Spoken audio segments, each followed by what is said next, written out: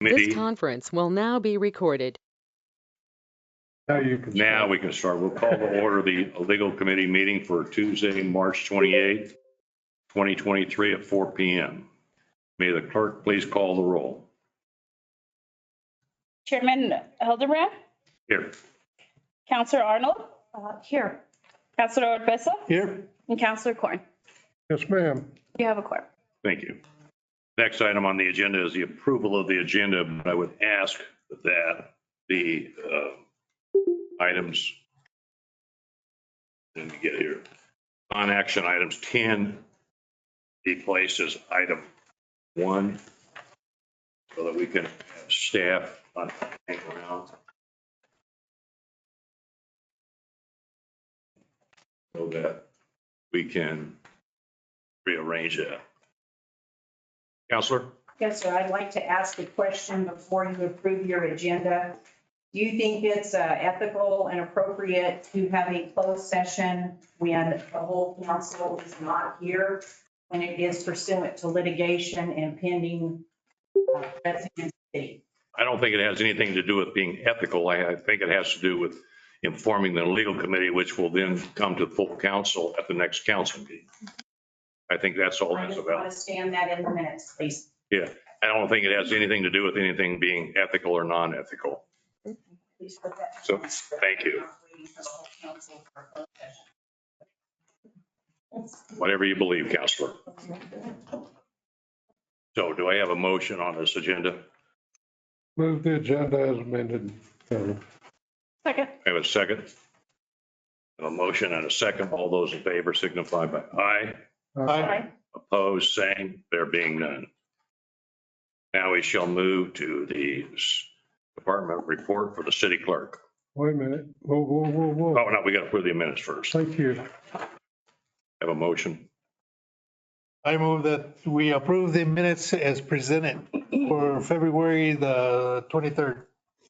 Second. I have a motion and a second for the approval of the minutes for the meeting of Thursday, February 23rd. All those in favor signify by saying aye. Aye. Opposed, same.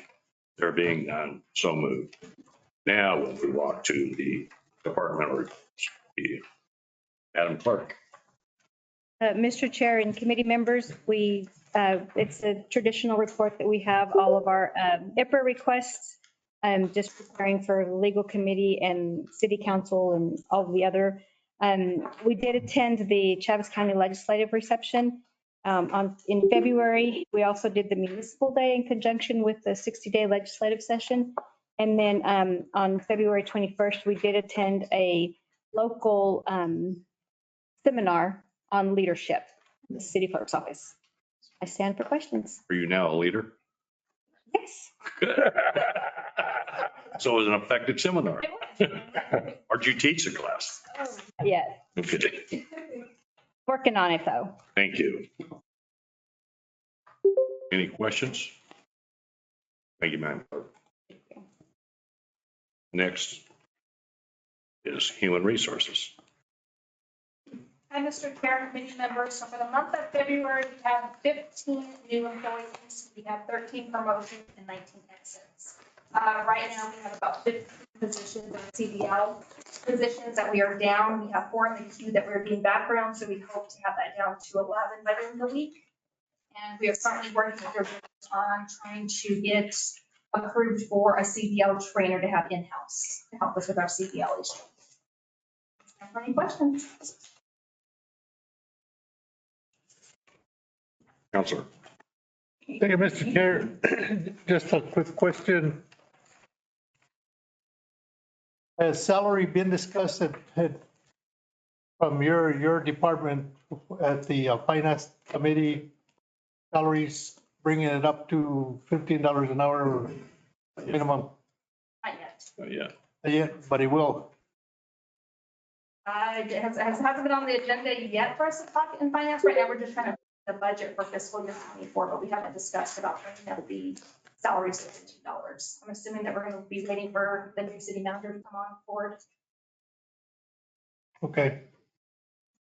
I do have a question. When you talked about the CDL and how many open positions do we have for CDL at the current time? Right now, we have 15 positions open. We have 4 people pending backgrounds right now that are. We have 15 open positions for CDL drivers. What is our pay scale for CDL drivers? I want to say 15. Depends on the department they come into. That is way below the market. And have we looked at ways that we're going to change those grades? Yeah, Mr. Chair, yeah, we are only able to do that for some of the CDL drivers because some are covered under union and some aren't. So there'd be kind of a 2-track method to calibrating it properly. Right. But yeah, we are looking into that. Yeah, because 15 short's got to be a real, probably sanitation's got a large amount. We to have it. a large amount. They're in right now. And yeah, that probably affects citizens greatly. So Mr. Chairman, I'll bet that union will come around. how soon will we get an answer on that? What we're going to do there to help them out? I mean, that was an infrastructure. I know they're doing overtime right now to help themselves. I don't know how soon we're going to discuss that. So, Mr. Chair, actually, Abraham has a couple solutions because there are positions that could actually be forfeited in order to raise. And that is something he's been wanting to talk to, about. So there are options for that. And I think that the discussions, both city manager and HR are very aware of the options. So they're working on it. I don't like to dig down in the weeds because that's a management issue, but if we can help with that, that will help address that. The department heads have been able as they come in, they bring a proposals for, and there'll be a proposal when sanitation comes in for this position and for whatever other changes he recommends in his department. They're fixing CPI. Okay, thanks. Counselor. Just one last comment. I would hope that every department would recommend if they have employees less than $15 an hour, that they get bumped up to at least 15 if the money is there. Yep. Well, we're starting the budget cycle now, are we not? Start Monday. Monday, we start the budget cycle, departments do, and so we'll be seeing that pretty dang soon, I would think, where that's going to come in. And I don't disagree. I go grocery shopping as well. It's crazy. It is. Absolutely crazy. So, any other questions? Thank you. Safety Department. Good afternoon, sir. Council. In the report, we had 38 accidents or incidents in February, which brings our year-to-date total up to 68. We did have 18 of those were third-party caused, and it's time for any questions. Any questions? How many of those were vehicle accidents? Several. Chief? I think we got some money from legislators to get you some new cars. So. It's not just the police. I know. He's here. That's why I can pick on him. Thank you. Any other questions? Thank you. First item on the agenda, second item now is the RAC lease agreement. Right. Yeah, it's always nice to see you. Nice to see you too. This is a lease that, for a renewal that I'm bringing back. We reviewed this last month and you've asked me to come back with a verification of CPI calculations on the lease over the length of time. I did get you all a spreadsheet that I built describing the CPI increases, and we did really well on making sure that it's done until June of 20.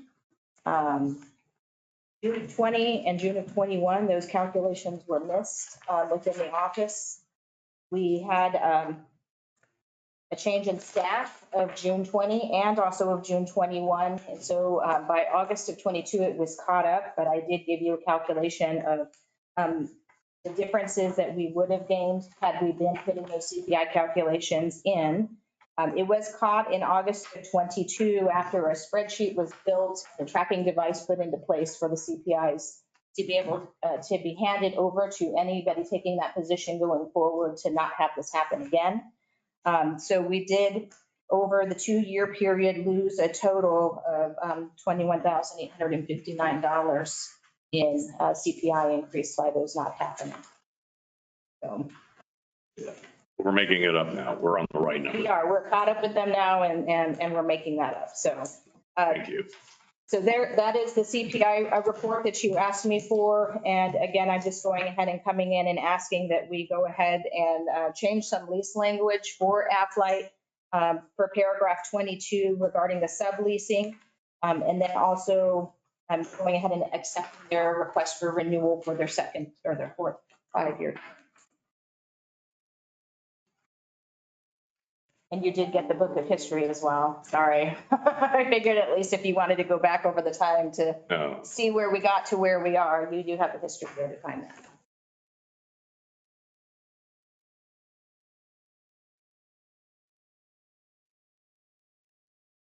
Do you have any questions? This puts us, Mr. Mayor. Yeah, I'm just curious, is there a requirement in this lease that they have a mechanic on duty or? Not on duty. There is on our minimum standards for the FBO to offer mechanical services. And I do know that Aflight is in the process of hiring either a full-time A&P mechanic or putting one on retainer, since we've lost the one we currently have. Well, because you need to have, I mean, if we're going to have tie up all that kind of prime space, then they ought to have a mechanic, somebody who can jumpstart the plane or do something. Yeah. And, but then also is there any requirements on them having a piece of equipment to start an airplane, you know, the blower motors or whatever they call them, or to de-ice an airplane? Their contract with American Airlines requires them to have all of that equipment. Before we would go with a lease for a long time, if American, if there's not something in there, there ought to be something to validate the lease. If we can't get somebody to, you know, I mean, because I don't know, we sold our de-icer and then they bought it. And then, so a lot of times this winter, the planes couldn't take off because they had ice all over. And somewhere along the line that just makes us look bad to American Airlines. And so we shouldn't go into a 5-year lease with them if they don't have something like that. Sure. And they have to have, you know, you need to have a mechanic on duty somewhere so that they can jumpstart an airplane or something if they need it when they come in and they have a call. Now, is it all their fault? I don't know. But if they're going to take all the prime space, there's no space for anybody else to lease. And so all I'm saying is that we ought to have something either in this lease or something, or have some agreement with them that see if at least have something before this goes before the whole council to see if we make sure that's covered. Okay. That'd be my thoughts, but I don't, so.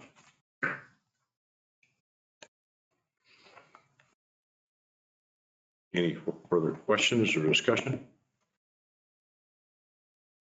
So all we're doing here is doing the renewal and then cleaning up the language on the sign. Right.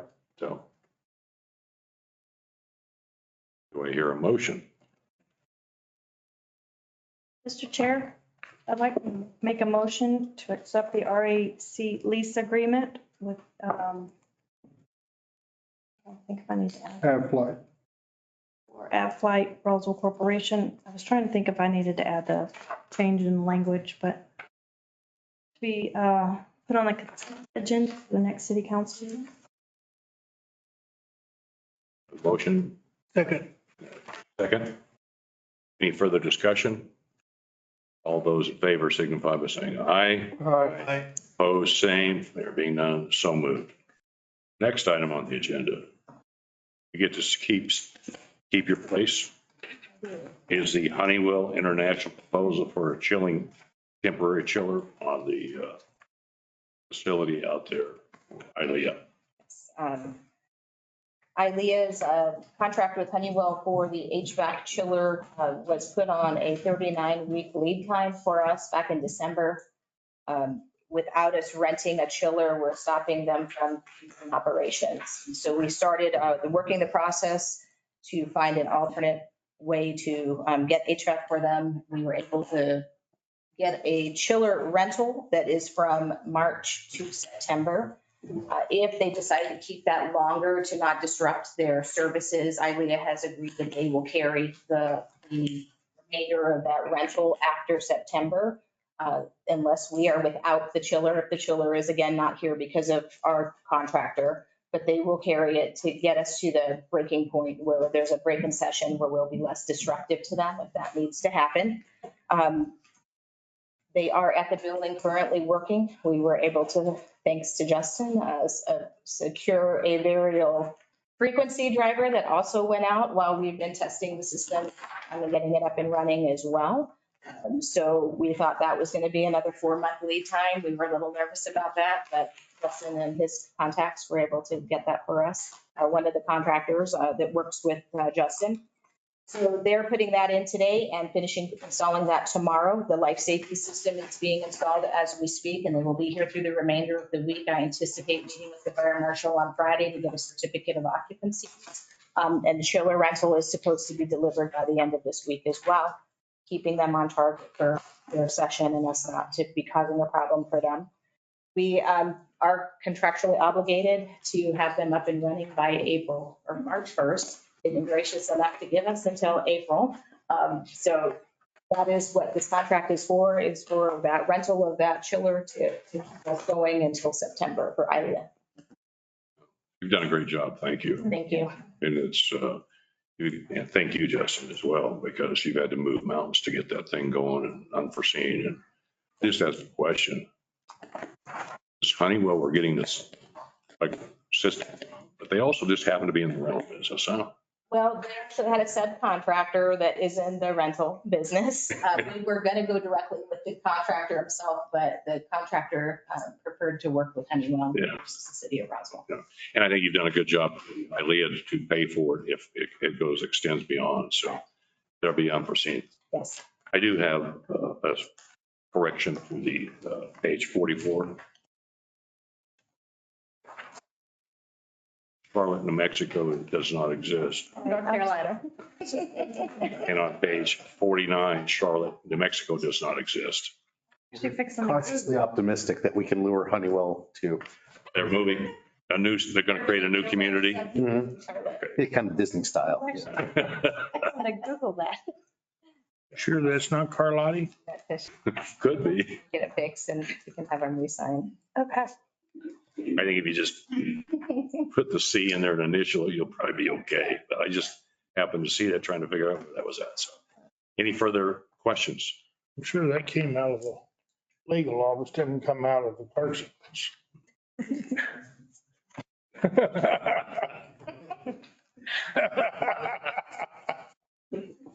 No comments?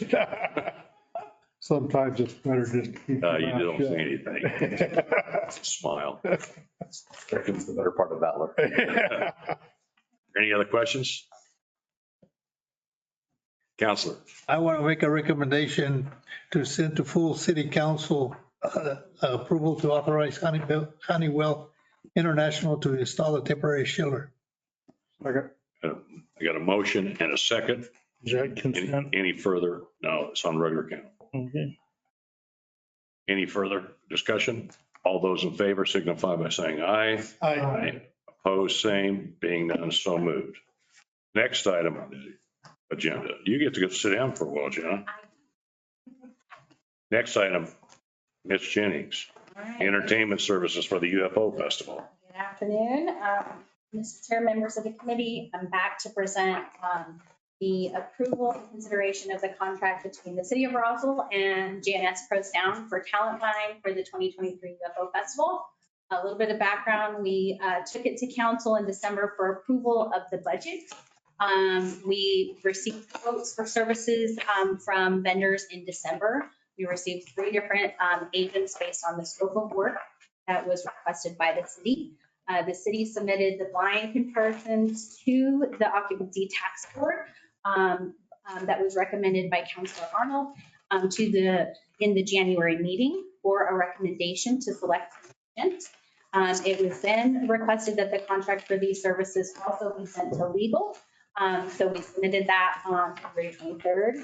After much discussion in this committee, it failed, and then it was requested to be reviewed by the mayor for consideration and placement on the council agenda. A meeting was held on February 24th with Mayor Jennings and the agent that was previously selected, which was the Liberty, to discuss the contract and negotiations and terms. Following that meeting, it would be placed on the council agenda for March 9th. A meeting was then held on March 1st to revise the contract based on the discussions from the previous meeting with Mayor Jennings and our city attorney and Councilor Korn. And then we received a letter from the Liberty's attorney on March 2nd, rescinding the quote for the service. The interim city manager, Mr. Matthews, directed us to reach out to the next agent selection, which was JNS Pro Sound, which was another local vendor who submitted a quote that also the Office of Tax Board reviewed. And so that leads us to here today. Mr.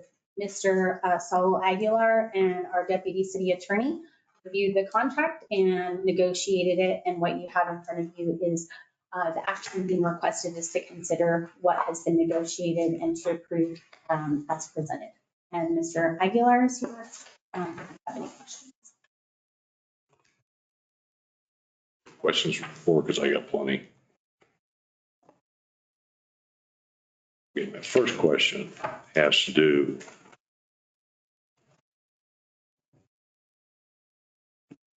page 65, which is Exhibit A, entertainment services, that it says on section 2 that in addition to the talent of the main stage, Pro Sound shall coordinate all production for the day of the show to include staging, mixing consoles, audio engineers, power, lighting, speakers, with the city to pay for all the associated costs.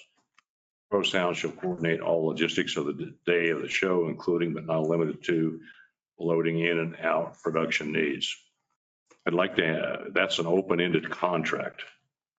And we would need some idea. So what that's going to cost. We had mentioned previously when we met with TJ, and it all depends on the talent that we get. And it could be anywhere from 15 up to 22,000. Probably the most we would spend on any kind of production, which is full big stage, all the lighting, PA staff, generators that we need, all that. But it just depends on the talent that we acquire.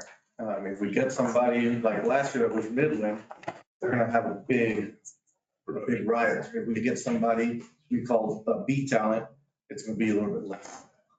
We haven't been able to move forward because I can't go to buy talent if we don't have anything that's set in stone yet.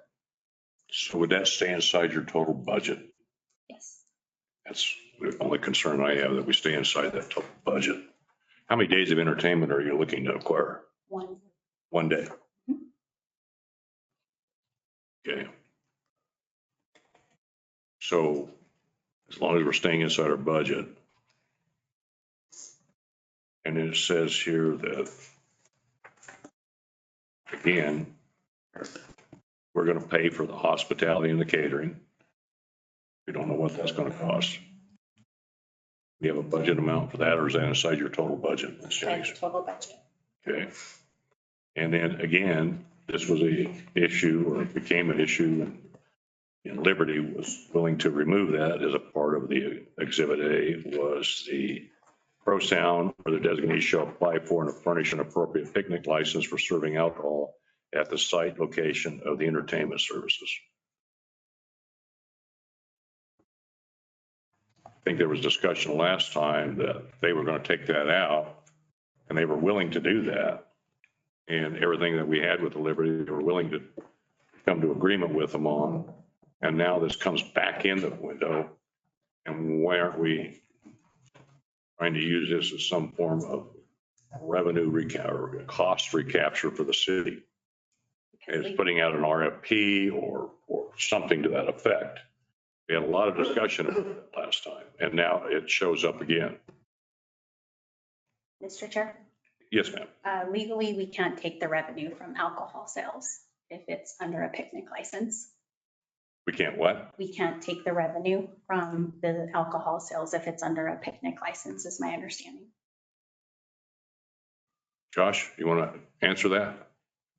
I believe that there is legal problems if we try to basically use our liquor license for that premise. And then use a picnic license, which somebody is using our license on our premise. And transferring the money to them is forbidden by state statute. It's my understanding how that all works with the state liquor control board.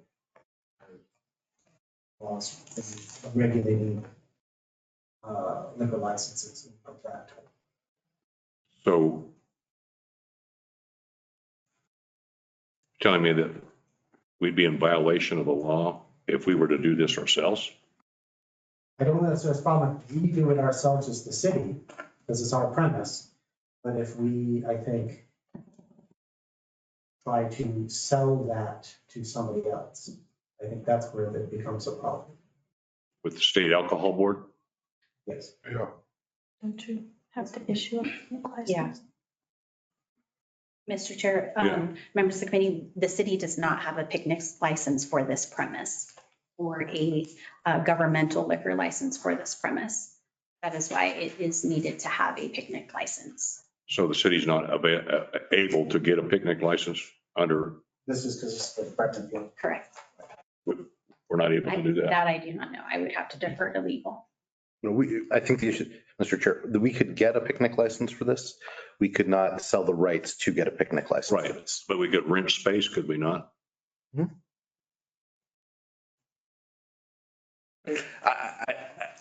I see where you're going. I would tread carefully with that, but yes, that would be. It's just confusing now because the last time we talked about this, they said, okay, we won't sell the liquor. And you'll find another way to do that. And now it's back on the table and I'm confused about why it went away and now it's back. Chair, I think if I could, I haven't looked carefully at the liquor license that a couple of years ago the state overhauled. And I think that you've got people that have regular liquor licenses have a little more latitude than a government license like we own. And I think that there are some restrictions on government laws. Make you look it up now. And that's just a very quick overview when I read through that stuff earlier, years ago now. That was one of the big differences that the liquor industry was trying to establish is a division between private ownership and government license. And I think this may be a caveat that would bring into question if we're stepping out of bounds on the state license. Chair, if I might, I think to answer your very particular question as to why this provision is in there, it's because when, as I understand it, the meetings that we had subsequent to the legal committee, in which did not progress out of legal committee, met with the mayor had indicated that this would go forward with that provision in there. Right. To council, to allow council to make that decision at the next city council meeting. So taking the contract as the mayor had suggested, then we get a subsequent communication from Jimmy Craig. We'll just take that same contract, go to the next in line. Right. That provision is merely just there because that's what it was, that's my understanding of the wish of the mayor after the meeting we had. And as a negotiated term, I don't think legal necessarily has any concern about which way it goes. It's really, go to city council. That would be, I think, a question to be negotiated between public affairs and Mr. Aguilar. And of course, the council, what they feel like, it's appropriate. Mr. Mayor, do you have something? I was just gonna say, there were a number of licenses and stuff that were granted under the state. Now, I haven't seen it since they changed a lot of it, but there were a number they granted for like a convention center. They granted one. They granted one for golf courses if it was like a university golf course. So you could go to the Institute to get one, or Spring River could get one if they were just declared the university golf course. And they granted licenses like that, but to move one with a picnic license, it's how it used to be. You had to have a license that was a freestanding liquor license on its own that was owned by someone. So if Antigua has one and they wanted to have a picnic license downtown, they could do that and file for that and do it, but it would be under their liquor license and not ours now. Just check the reg, that is correct. Okay. That's still the rule. Yeah, so we can't get a picnic license unless our airport license was done through the regular permitting scheme, but I don't think it was.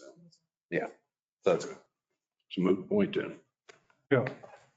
While they were operating in the law, big discussion last time and Well, that was a big bone of contention when they were doing the liquor overhaul, was the liquor lobby wanted to be able to have an extra leg up versus government licenses, and that was the restriction.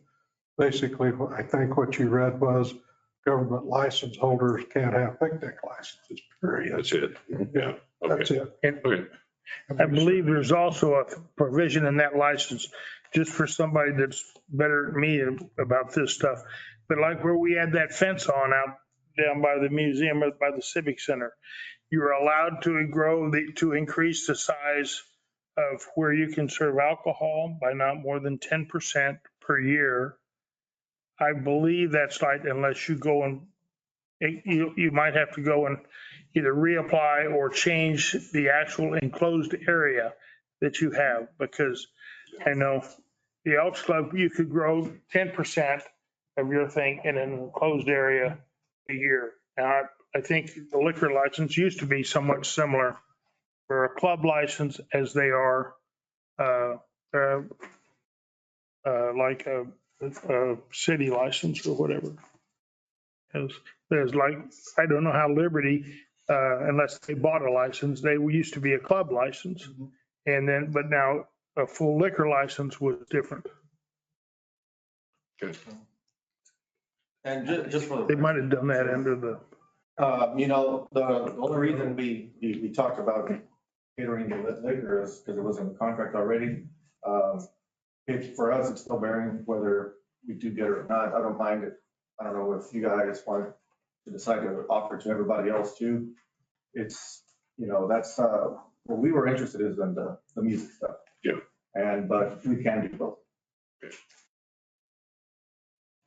Mr. Mayor. Just one last question. Last time we had someone bring up a very important idea too. Was there any money or anything left so that we could have maybe a Tejano night on Friday or something? Mr. Chair, members of the committee and mayor, unfortunately, no, it's only a budget for one night of entertainment. But we did speak with Ms. Conyers, and Mr. Aguilar spoke about maybe an opening act that could have a style like that. Yeah, there's plenty of local. Yeah, we've reached out to some regional acts already and we've got them on back burner, but not until they're still open. If they book something, they book something, but we've already reached out to a few already. Good. Okay, well, thank you. That's at least something. I mean, it ought to be, judging from our community, the mix of our community now, we should have either alternate or do something. Every other year, do one or the other, or have one headliner and then the other one up, opening act, something. But or put in something for one on Friday night and one on Saturday night, different shows. Do something. Okay, that's all. Thank you. Thank you, Mr. Mayor. Any further discussions or questions?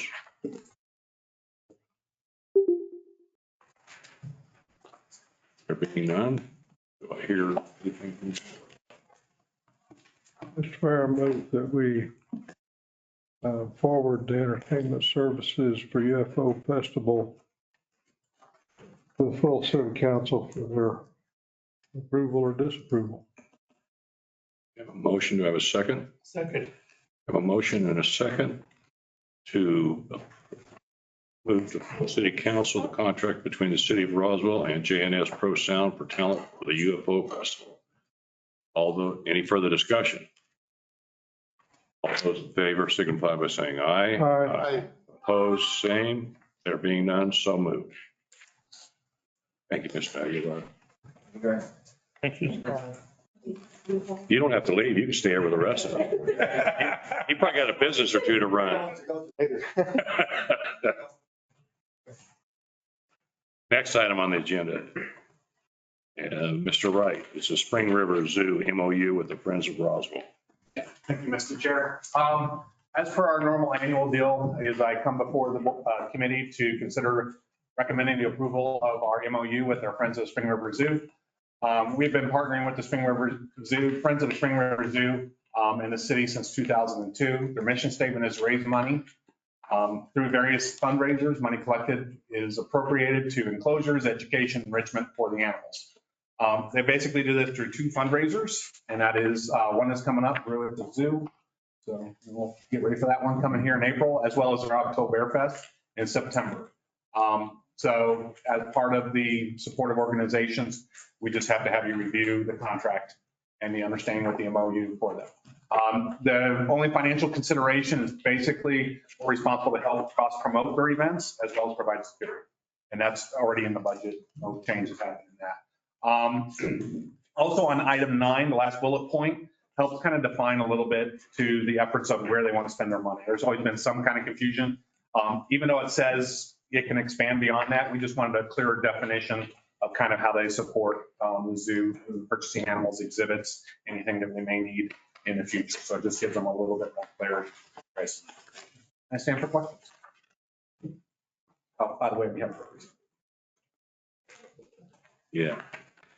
Any questions? Any concerns? Mr. Mayor. I would hope that when they have this, that they could have I think we need to get the animals taken care of. I'm all for that too. But I think we should point out the condition of the train and probably unless you've got to fix the train and the wooden animals that go around and around, the condition of those animals. They need a nice house and a nice power source too. So I hope we could look at that and maybe have some little sign or something that says, please help. Please feed those animals. Mr. Mayor, you'd be happy to know I went to San Antonio Zoo for spring break, and they actually have an exact replica of the carousel we have.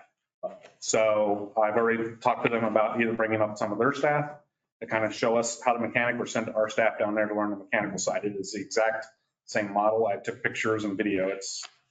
I could send someone to Ohio to learn how the professional big fancy carousels are done, but this is the exact model.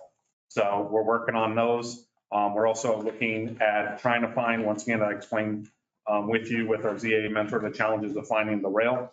We're trying to find specific rail. And if we do anything but the current rail that's in there, we have to replace everything, so that we don't have 16 and 12 and everything like that. So our big challenge right now is the rail that we are trying to procure, which is a 12-pound rail, has not been produced for over 2 years. And so we're trying to find someone who can run it, and we're even looking in a Mexico foundry. So it's just hopefully trying to get everything to replace the rails and whatnot. So we're actively looking and trying to pursue all avenues. As far as welfare of the animals, we're actually doing pretty good on that one and making improvements. Obviously, the tragedy in December, we've addressed that as well. So I can go more in detail there. Ms. Jennings. Mr. Chair, members of the committee, I also wanted to let you know that the Friends of the Zoo has offered to pay for the part that is needed for the carousel, and that is currently on, and we're hopeful to operate in about 2 weeks. So That's awesome. Yeah, it's more. To add to this, so as Friends, we've been looking at trying to come up with a program to refurbish the carousel. It's a beloved treasure of the zoo. So we're kind of waiting for some feedback from the city side on it, on how we're going to progress forward, because I guess there's some liability issues on who's going to do what and what's going to happen here. Our biggest concern is that our organization is to benefit Spring River Zoo.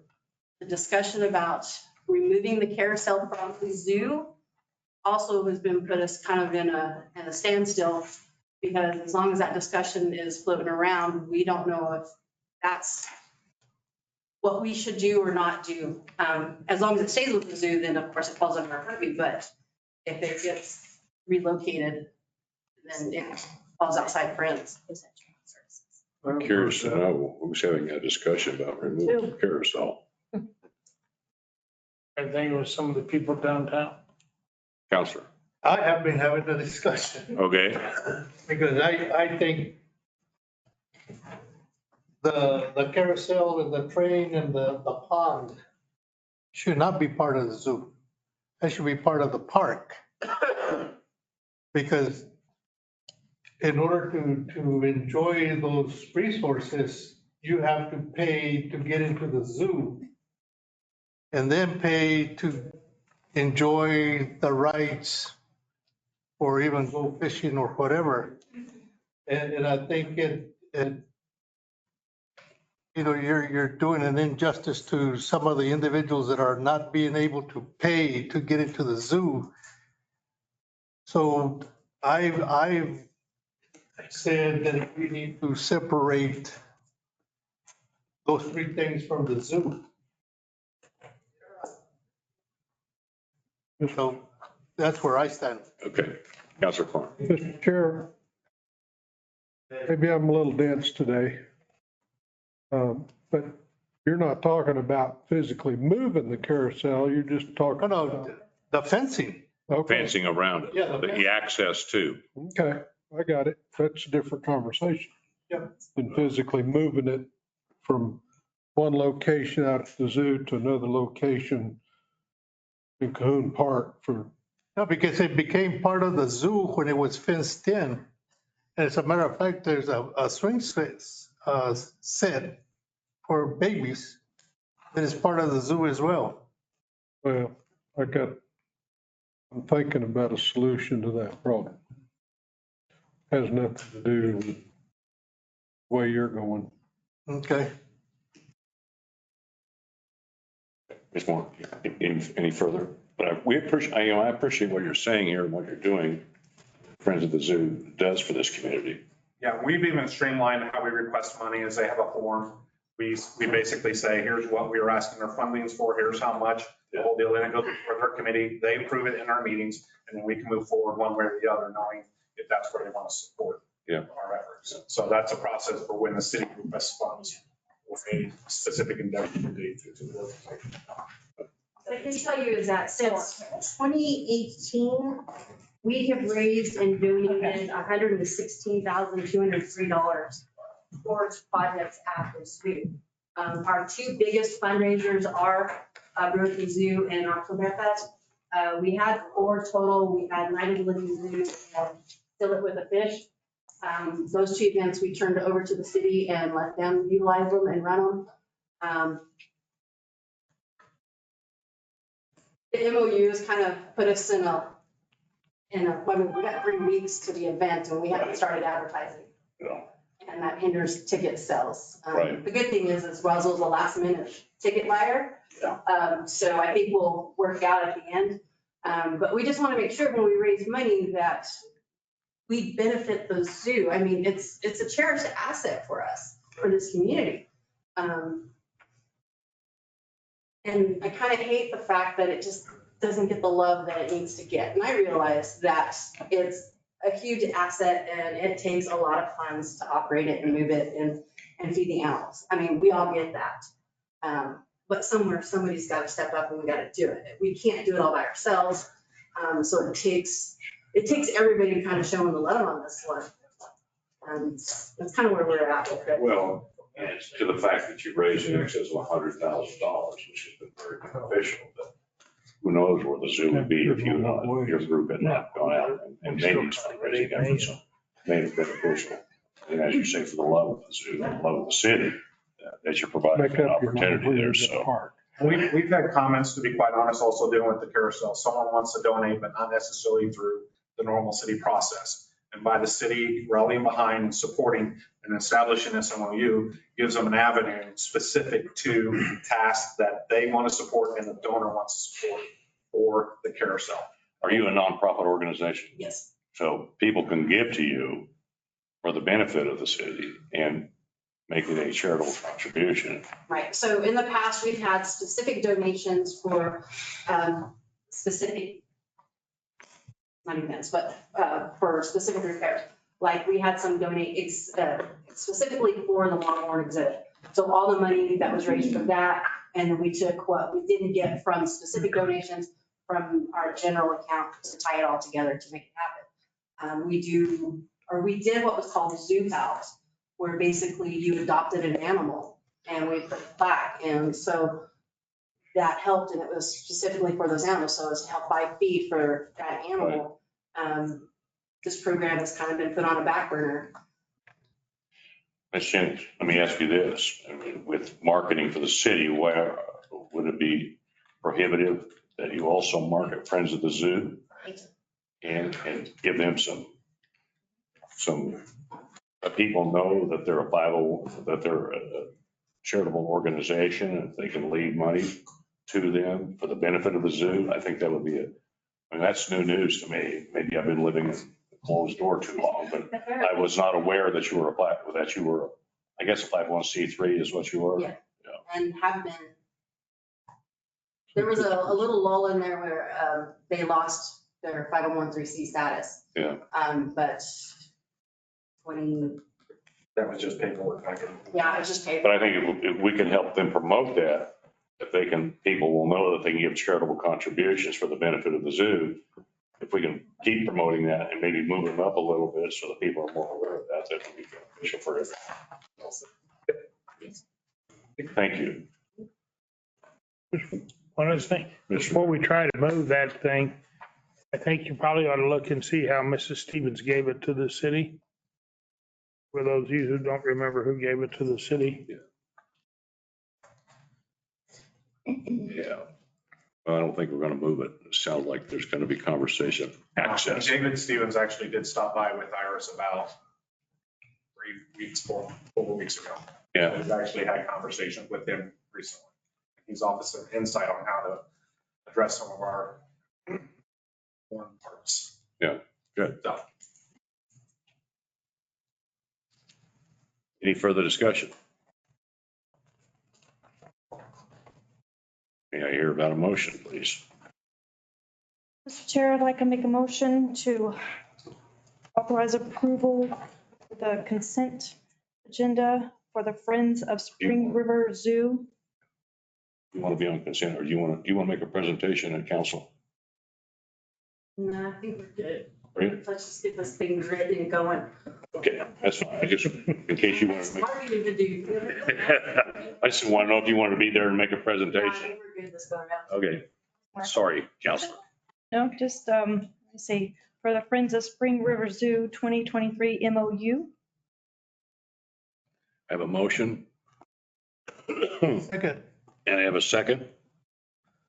Any further discussion? All those in favor of the Spring River Zoo MOU with the Friends of Zoo signify by saying aye. Aye. Opposed, same. There being none, so moved.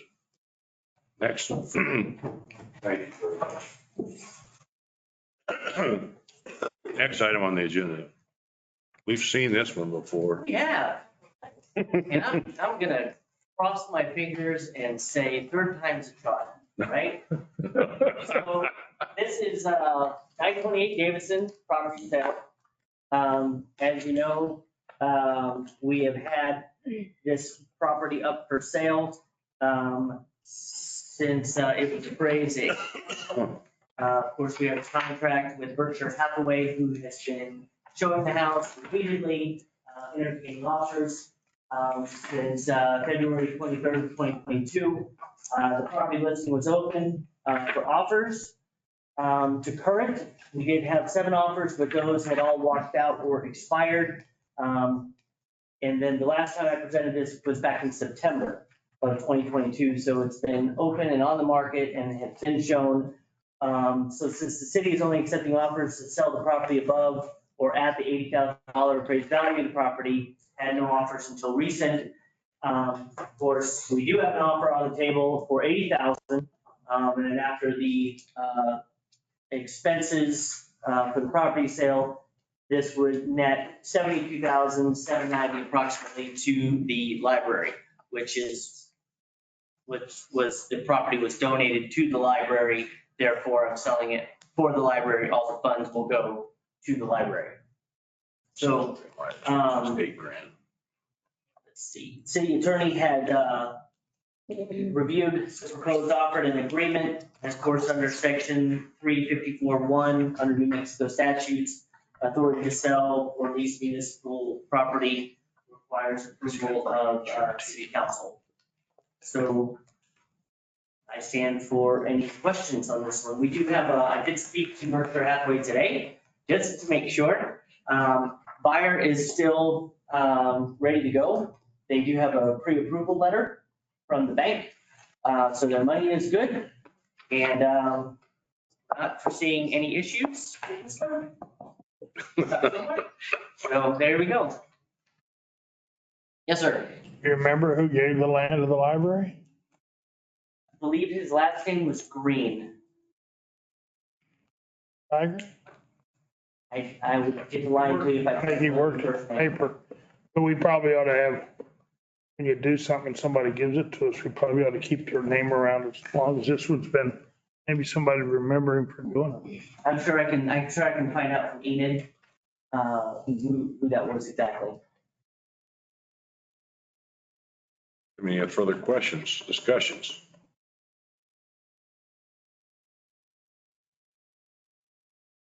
That 72,790 is just an estimate. Yeah, it's, I had asked for a seller's estimated net out from Berkshire Hathaway, which I believe is included. Just the standard list of fees that the seller pays. Yeah. As long as those are reasonable and customary for our market, then that's fine. Yes, sir. So do I hear a motion?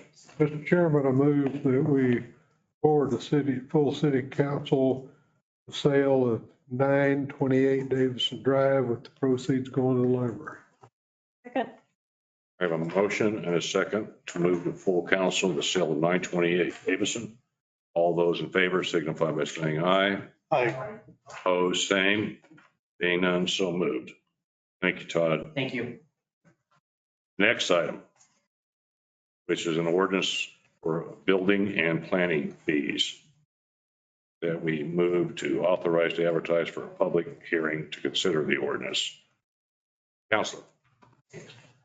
Mr. Chair, members of the committee, if you don't mind just pulling up the ordinance from the agenda. I'll just start anyway. As you guys have noticed from the code is scattershot where fees appear for any type of building project. Chapter 6, 22, and 26 all have them. Chapter 16 had some mention of them, but they weren't applicable in this case. What I've tried to do is in the most, page 105, please. In the most concise language to accomplish three main things here. First, all fees that are related to residential buildings go down to $1. The dollar is there so that we don't forget how to charge these. Two, any other fees that were created by a department rule, this would be the city engineer is the only person in our code book who has the ability to create additional fees. Those would automatically go down to $1 as well. Now, the caveat to this is there would be a sunset provision that I would like you guys to put in if you want to continue with this. Any amount of time is fine. But what we did add is that with the individual may prepay for a house they want to construct or a series of apartments, what have you. But they'll have to finish up all the permitting that they've paid for within 6 months of the sunset provision. Explain how that'll work. So I want to build a house that's infill. I'm going to go up to you and say, here's $8 for everything for the 8 permits I would otherwise need.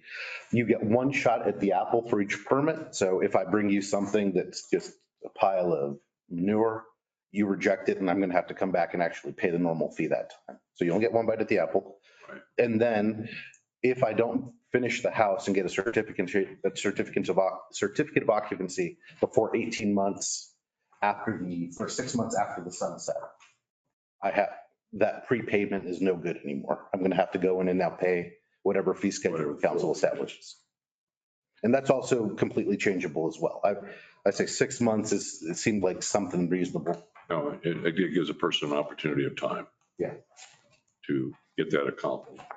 So yeah, the way it works, I want to go build a house. I'm going to come in, $20 will get me all the permits I possibly need. And I just go through the process like anybody else. And so long as the certificate of occupancy is issued within 6 months of the sunset, that's it. You're good to go. If they go past that time. Anything that they don't have a permit that's already been accomplished, the purpose of which has been accomplished, they'd have to go back and pay. Well, I was actually looking at you because you're finance. So has a discussion on the financial impact as far as reducing fees and for a time period and. Yeah, so when I've spoken with Janie and with Water, who have the biggest impact, Water only put in 25 new taps last year. So we're talking a $50,000 loss. And from legal's perspective, even charging for taps at all seems a little silly because they're permanent revenue generators for the city once they're in. I didn't bring it. I have revenue estimates. It's not a big dollar figure. Okay, I just want to make sure that you assess that. And it's, and I talked to the chairman about this briefly. They pulled 25 new hydrants. Okay, well, if this catches fire, and hopefully they'll pull 50. I mean, that's what we're trying to do here is incite growth and infill. Right. And so, I mean, it's not enough. And Mike, you're the only other one that's been in those meetings. It's in the room. You disagree with that? Okay. And we're working through the budget right now. We've already had 2 unfilled days, not to mention several getting ready for the unfilled days. And I think this is a step in the right direction. And if I can, Mr. Chairman, it's not really appropriate to debate and then offer a suggestion that we put a 1 year to give this a whirl. I think, Counselor, that we're trying to stimulate or incentivize development, residential development in this community. And we at least ought to give it a test run. And I think that test run could be a 12-month and we could then extend it. If it's a failure, then it dies on its own or comes back and gets reshaped or something. But I believe that we do need to have a test period because you'll look at this thing and I don't know how many new permits we pulled last year for new houses, but with a memo that was generated back on March 13th, which is a part of your package, page 115, if the most expensive home was built and we did 100, which would hopefully be optimistic, 100, that would be 85. No, it'd be 850,000. Well, Mr. Chair. Because if you do one, it's 8,500, they think is the estimated cost or not cost, the lost revenue. That's all we're dealing with here is lost revenue. Well, under this proposal, Mr. Chairman, it does 2 things. Hopefully, it will stimulate building and infill is a big concern. And it's something we can afford. Yeah. So it catches both and I agree with you, Mr. Councilor Corn, that it's something that will work in all quadrants of this community, not just one area, that it will hopefully stimulate people to invest in themselves, move things forward. You can get rehabilitation taking place under this program. And so, if it'd be optimistic if we would go through $400,000 in lost fees, but you know what? Gross receipts tax is going to cover a lot of that. And then, I think, Mr. Chairman, this is a legal approach. I'd put that in. Yeah. I get it. Yeah, there's a lot of benefits for this. Yeah. Councilor Arnold? So a couple questions. I noticed that the actual effective date is 5 days after it goes into publication. So supposing that it's after the next council, I guess, so Two council. okay, because we have publication, so you're looking at 2 months. Okay. So we're talking about May 15th-ish. Okay. That being said, do we have the ability to market this opportunity? I know, as I understand it, marketing is usually budgeted by separate departments, and they're funding some of the because there's been a lot of things that, I think that we've wanted to get out, but haven't been able to get out because departments have appropriated that funding elsewhere. Is there ability to actually market this appropriately? Because we can plan it, but not everybody watches our city council meetings or knows unless they're reading the paper. But, so that's my question. Do we have the ability to market it? We have the ability. I'll dig into the budget with community development, see what's available there, but I'm sure we're not talking a lot of cash, so I'm sure we have a budget. Yeah. I suspect this will get some earned airtime too. Yeah. Mr. Mayor. Yeah, the only thing I was looking at when we looked at all those lots over on the east side of town and looking at that, a lot of the homes there are not going to be able to probably come together and build something as quick as if you're an organized builder and going to build something. And I don't know if there ought to be a way if you allow them, as long as they're making significant progress, that they'd be allowed to extend the life of this permit fee beyond the sunset. Whatever, is your sunset just a year? Is it a sunset? Is whatever is determined by the council? Yeah, Mr. Mayor, I'm waiting on an amendment. So there's two kind of bracketed here. One would be the sunset and one would be the accomplishment period. Mm-hmm. Well, and that's your piece might handle it. I don't know. All I'm saying is that if somebody is gonna, depending on where you're gonna put your house, what is gonna mean what kind of loans or whatever else you can get and the value and everything else. If you go to put a house in Ward 1 or somewhere, that is economically very depressed, you're not going to be able to get near the money and have, your, banks have CRE areas and stuff like that where, you get extra so-called points in your examination if you do stuff to instill growth and new construction and or in economically depressed areas. And so I'm just thinking that our extension period ought to be something similar to where you allow, you allow them to go in and start building it and stuff and give them credit, but I don't know that you can hold them to that tight of a schedule as if they were a regular builder. Somebody who had enough money at the bank, you're going to have people that want to come in and do something like this on their parents' house next door and, and where they want to add it or something, add rooms or something on something.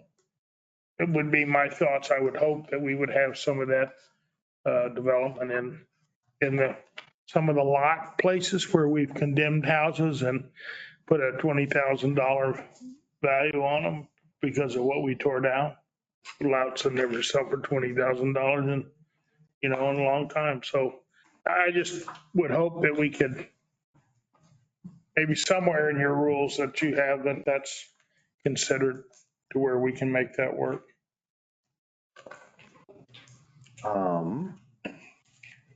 The committee be amenable to an amendment along the lines of a 12-month period for single-family residences built by non, or, I want to think about this for a second.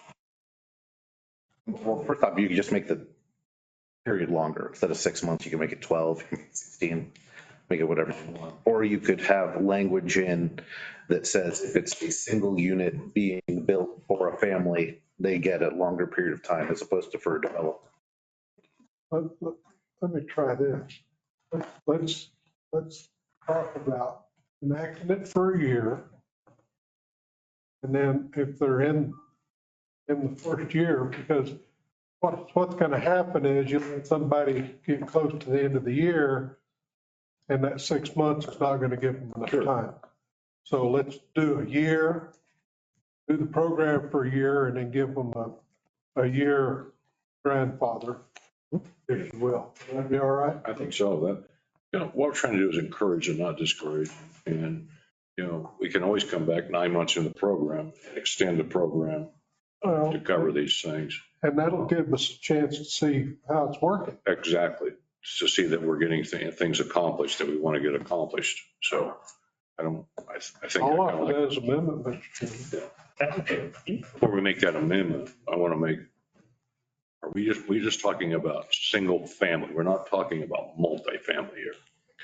This is, the way it was written is for all residential construction. So that, would you I prefer? don't think that's what our intent was ever to set out and do a 500 unit apartment complex. That never was.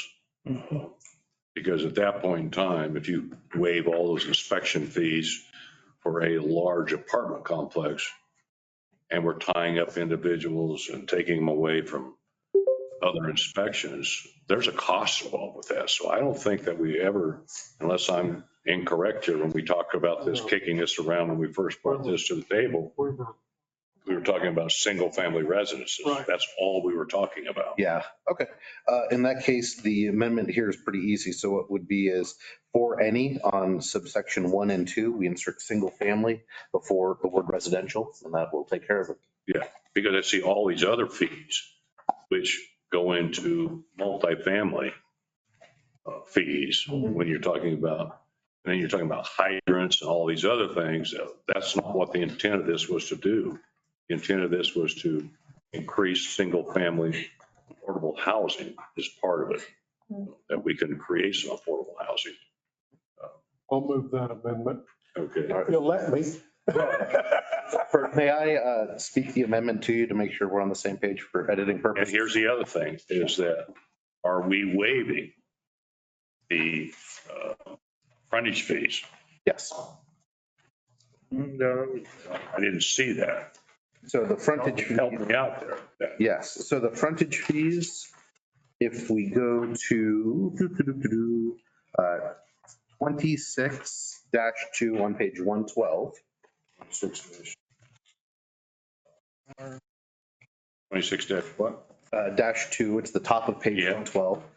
The charge for municipal services making water and sewer extensions shall be the cost of making the extensions plus 4-foot assessment for park development. So those are that's where our frontage fees are. If you go to section 1, 6-1, subsection 1, 6-22, or sorry, 26-2 is subsection D of the ordinance, and that it takes out those frontage fees. And this is the current, and this is the current $4 per foot for a park. Right. Well, and if you look at it, at the end of your, we need a new building code.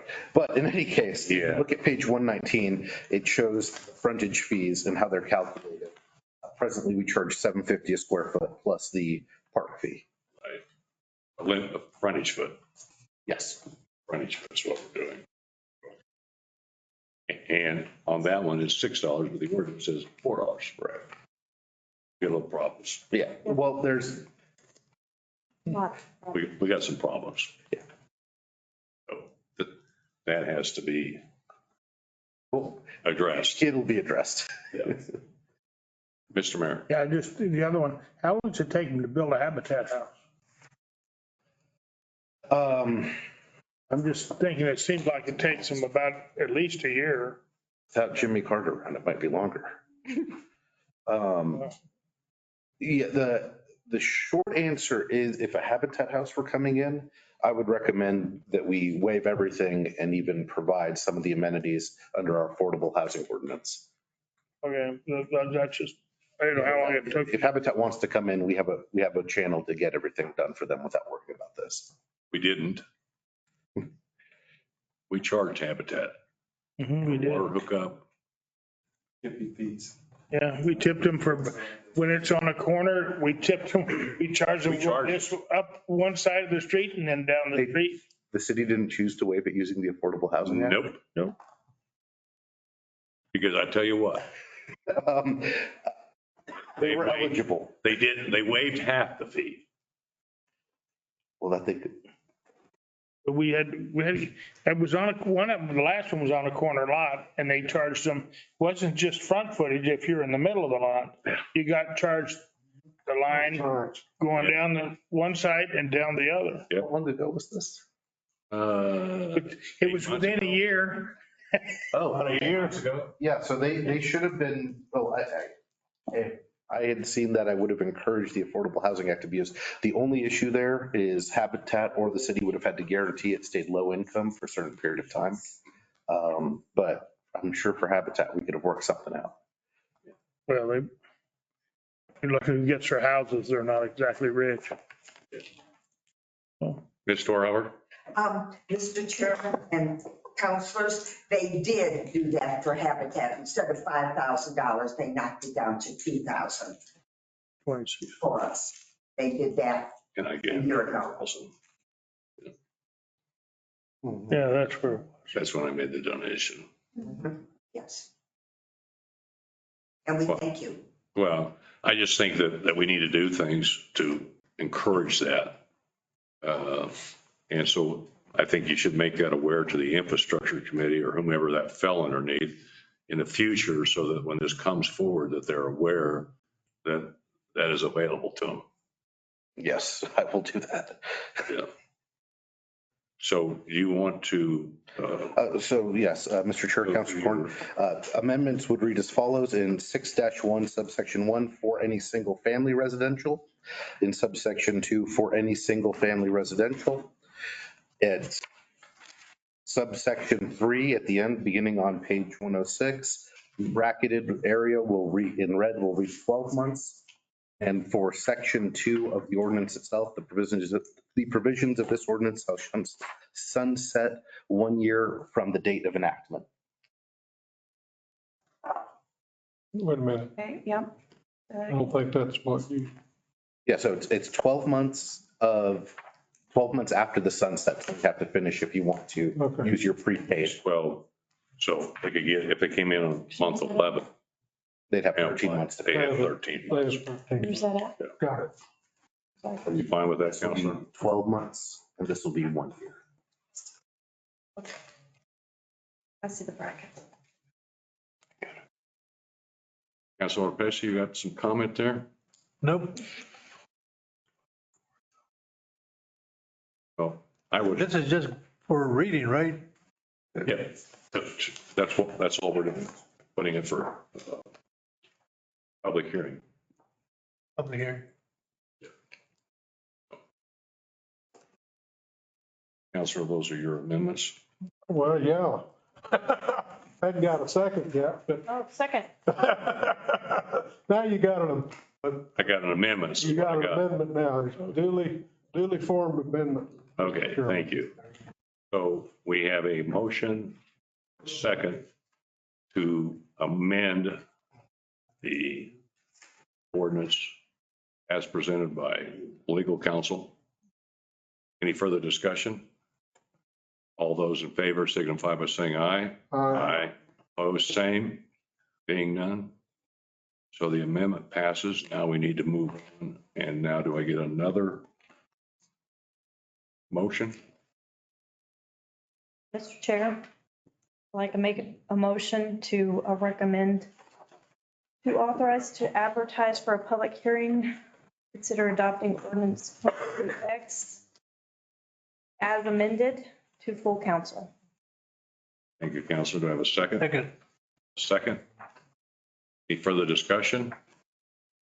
All those in favor signify by saying aye. Aye. Opposed, same. Being none, so moved. Thank you, councilors. I think this is going to go a long way. I'm hopeful, optimistic. So, okay. The next item on the agenda, item number, which is ordinance amending the campaign finance code. Counselor? Mr. Chair, members of the committee, do you mind putting up the, so there, if you look, I provided a functional red line this time. I'm very proud that I've been able to get there. However, that begins on page 121. This was nearly a complete rewrite, however, so I believe page 128 is where you will find it more helpful. If you go to page 128, you'll see the beginning is highlighted. This is this is amending language. However, this language is simply for the purposes of making our code consistent with the ordinance that was passed last month, changing the elections. So, and the reason is there was a form ordinance the Secretary of State provided, but it didn't match up to an ordinance how I normally would write it to amend our code. So this just clarifies that. There's nothing new there that the council's already approved. Was that approved or was that for public hearing? It passed last month. Yep. So if we go to the next page, 129, please. We begin our definitions. And truth be told, a lot of credit to the city of Farmington, in particular the city attorney Jennifer Brackel, because this is significantly similar to what they've had. And it seems to work. They haven't had any legal challenges to my knowledge. So I can't claim much credit for this. A candidate is anybody who is seeking a position that is in the municipal government. A contribution is broad, intentionally so. Simply put, it is any type of money being given in, whether borrowed, stolen, or gifted. Often stolen. An election is going to mean any regular or special municipal election. The idea here is to capture ballot initiatives. If we were to say, for example, put something as a special, which we usually wouldn't do, but there are possibilities. An expenditure is just any way of using that money. A political committee is something that is new. It's going to mean two or more people who are doing something in support of a candidate or a ballot or some form of ballot initiative. So it's going to be two or more people spending money for a political outcome. A reporting individual is every candidate treasurer of a political candidate, the candidate's treasurer, or the political action committee treasurer. Now, this applies to all contributions expended. So that's just our definition section. Now, this section is going to apply to anything that is a contribution expenditure by person or committee for the adoption or defeat of anything on a municipal ballot. So we call this a municipal ballot item. And this is something that ballot item can be, in law, can have two meanings. It sometimes will mean like a tax or a vote on a particular question. It also can be used to refer to candidates. If you guys would like cleaner language, the only amendment I would put in is to say adoption or defeat of any municipal candidate or ballot item. But in my writing, I think it means the same thing already. It's really up to you guys how you want to draft. The next part is paid political advertising. So no candidate, individual, or political committee can pay for a political ad without saying they've done it. So no blind sponsorship of political stuff. If it is a political action committee, they're going to put the committee's name. If it is a candidate, the candidate's name will be on there. If it is, if he wants to put out an ad saying sponsor the pool, his name goes on it. Now, the general rule will be a candidate will have a treasurer, as will a PAC. or a political committee. Candidates do not need to have treasurers. They can do it themselves if they want the extra work. But a political committee must have a treasurer. There has to be somebody. The treasurer is going to have a sworn statement. They're going to give their name, address. A lot of section 12-6 here is adopted from our current code, in particular the oath that they must do at the bottom of page 130. So if we go now to 131, and I guess Councilor Corn had asked me to draft this, so I'll be referring to Councilor. He wanted to get rid of the kind of bizarre blackout period that we had where anybody who got money only had to report it during a 45-day window and expenditures as well. This now makes the city process a lot more transparent in my view. The day a candidate files, they'll concurrently have to file a document through their treasurer or themselves with the clerk saying how much they've raised, by whom, and what they've spent up to that point. This is going to be in August, given the new election calendar. And so they will have to, in September, October, and November before the election, file monthly reports filling in the gaps between those times. They'll also fill one out in December. So just not that it will change the outcome of the election, but that everybody knows who might be helping retire the debt of candidate, if the candidate has debt. Similarly, if a PAC is formed, the day they're formed, they need to come register here and give the basic information to the clerk as well, if they have expenditures. But a PAC can form and register, not have any assets as well. Let me ask a question about the PAC. Aren't PACs regulated by the Secretary of State? They are when it comes to state elections. So the way the Local Election Act was written, the city can maintain its own campaign scheme concurrent to whatever the state provides. Okay. Yeah. So the only municipality that registers with the Secretary of State, to my knowledge, is Los Alamos, because they're an urban county. It's a little different for them. Sorry. All right. Now, we also have some continuing obligations. If you're fortunate enough or unfortunate enough, depending on how it goes, to win the election, there will be continued reporting requirements for candidate in January, April, July, and October. So quarterly reports.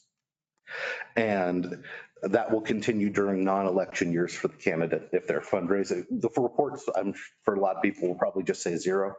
But if you are fundraising actively while holding office, there'll be quarterly reports.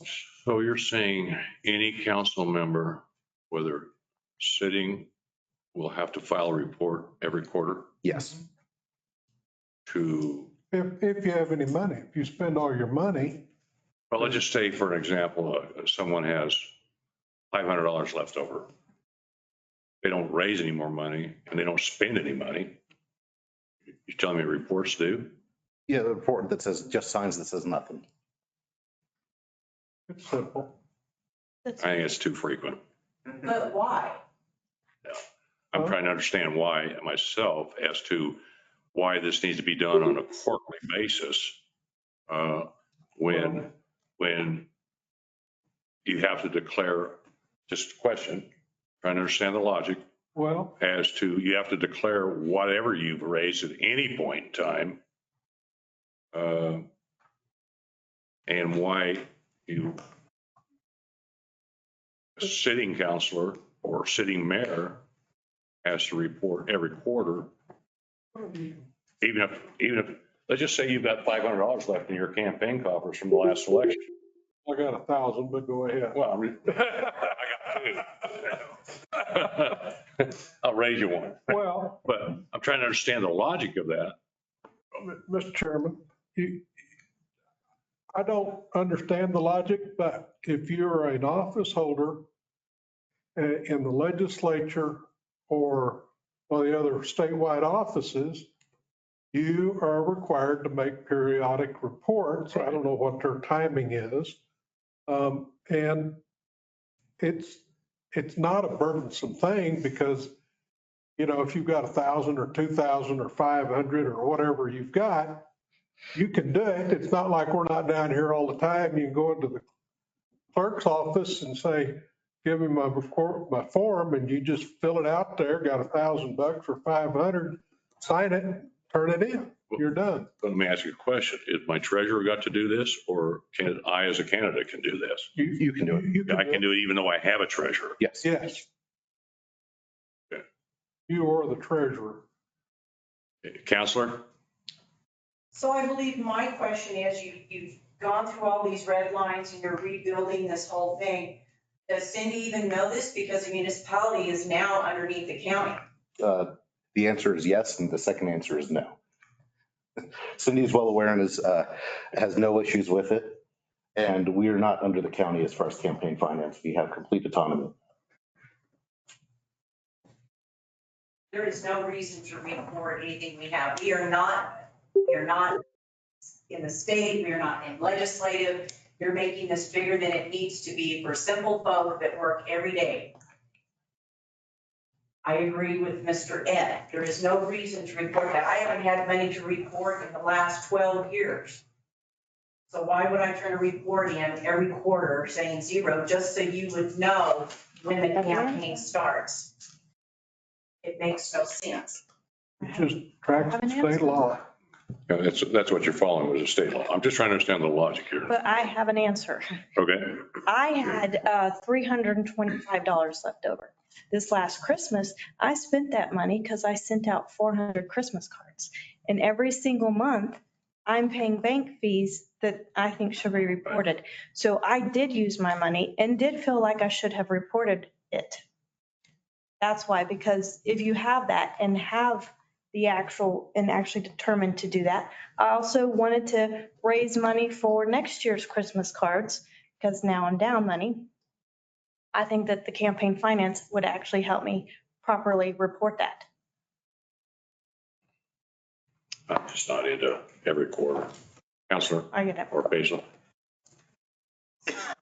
And if you don't report it, what consequence is there? $500 day fine for not reporting on it. Yes.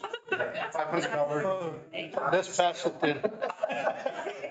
$500 a day for intentional failure. Intentional. And I don't know how you determine. Well, so it's usually, so when it's something like this in other jurisdictions, there'll be a notice saying, hey, you haven't done it. Maybe a phone call, certified letter. Hey, you haven't done it. And, if months pass and the person's clearly been warned, then action would be taken. So is that coming out of general fund of the city? What? The special letters and all of that, are you going to take that out of general fund to send it to the candidates to spend the letters and all It'll of come out of the clerk's budget. She's the one that's, Excuse me, it'll come out of the which comes out of the general fund? legislative account. but you're talking about. So the citizens are paying to police. They're elected officials. Yes, that's a great idea. Yeah, Counselor, maybe to answer your question, there is a school of thought that believes that incumbents sitting in office should report who's giving them money when they're taking votes on items. Now, I think Counselor Hildebrand does make a good point, and I'd have no pride in authorship here if you'd rather have it be every 5 months, 6 months, annually. But we just picked a number. We just went quarterly because that was state. I'm just trying to say, yeah. And what we're trying to get at is full disclosure, folks. Right. So that there's no dark, as I call it, dark money periods. That when people could go out, and I know it took place, like I got hit up or saw people who did get hit up 45 days prior to election and checks were written and you didn't know who wrote the check. You didn't know who wrote the check. None of us knew. They're like, wait a minute, that's not transparent at all. And that's what this is, an attempt to make campaign contributions transparent. And also, I think during that time period, you could have gone out and prepaid for items for your campaign. And no one would have ever known what that was. No. And so that's what this is to limit that, or not to limit it, to make it exposed to everyone in a public record. And the reason that I asked the question is because I know that there have been counselors, some of us have been irresponsible and haven't taken the reporting requirements to heart. And there has nothing been done to the ones that haven't reported. I don't disagree, and I'm trying to figure out how you are going to get that wording correct, because I know of a candidate who thought that their treasurer had filed the report. The treasurer thought that they gave it to the candidate and was going to take it down. They were 2 days late. So what do you do in a case like that?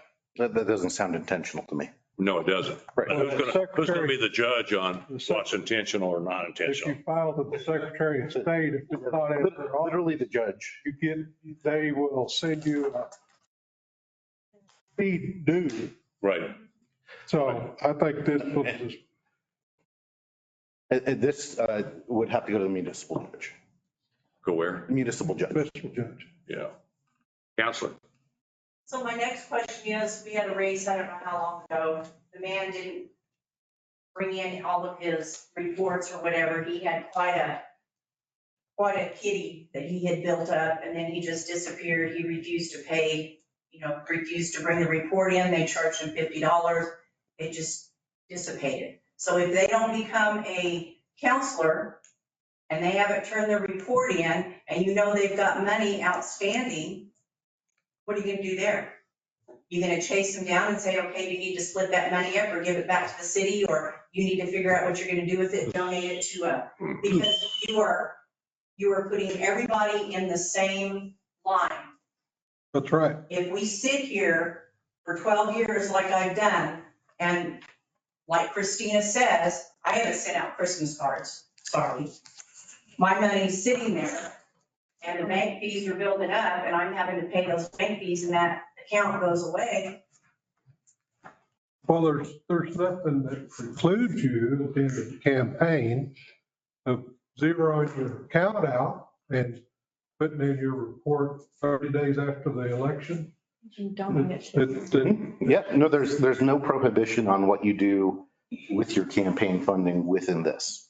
But if you keep a balance, you have to report it. Right. But if you write yourself a check. You're gonna make regular citizens not want to participate in their city Why? because this is too difficult for some of them. All they got to do is file a report. This is and we have to do that anyway during the election cycle. That's all you got to do. File a report during the election cycle. Now, what we're talking about here is how often we're going to have to file a report as a sitting counselor. That's all. I think you should file it before you run again. Annually. I think it, Direct me to what you want and we'll be happy Why to don't sell. you just follow what the county has in theirs? Why are we rewriting this whole thing? Just ask Cindy to take hers and follow hers.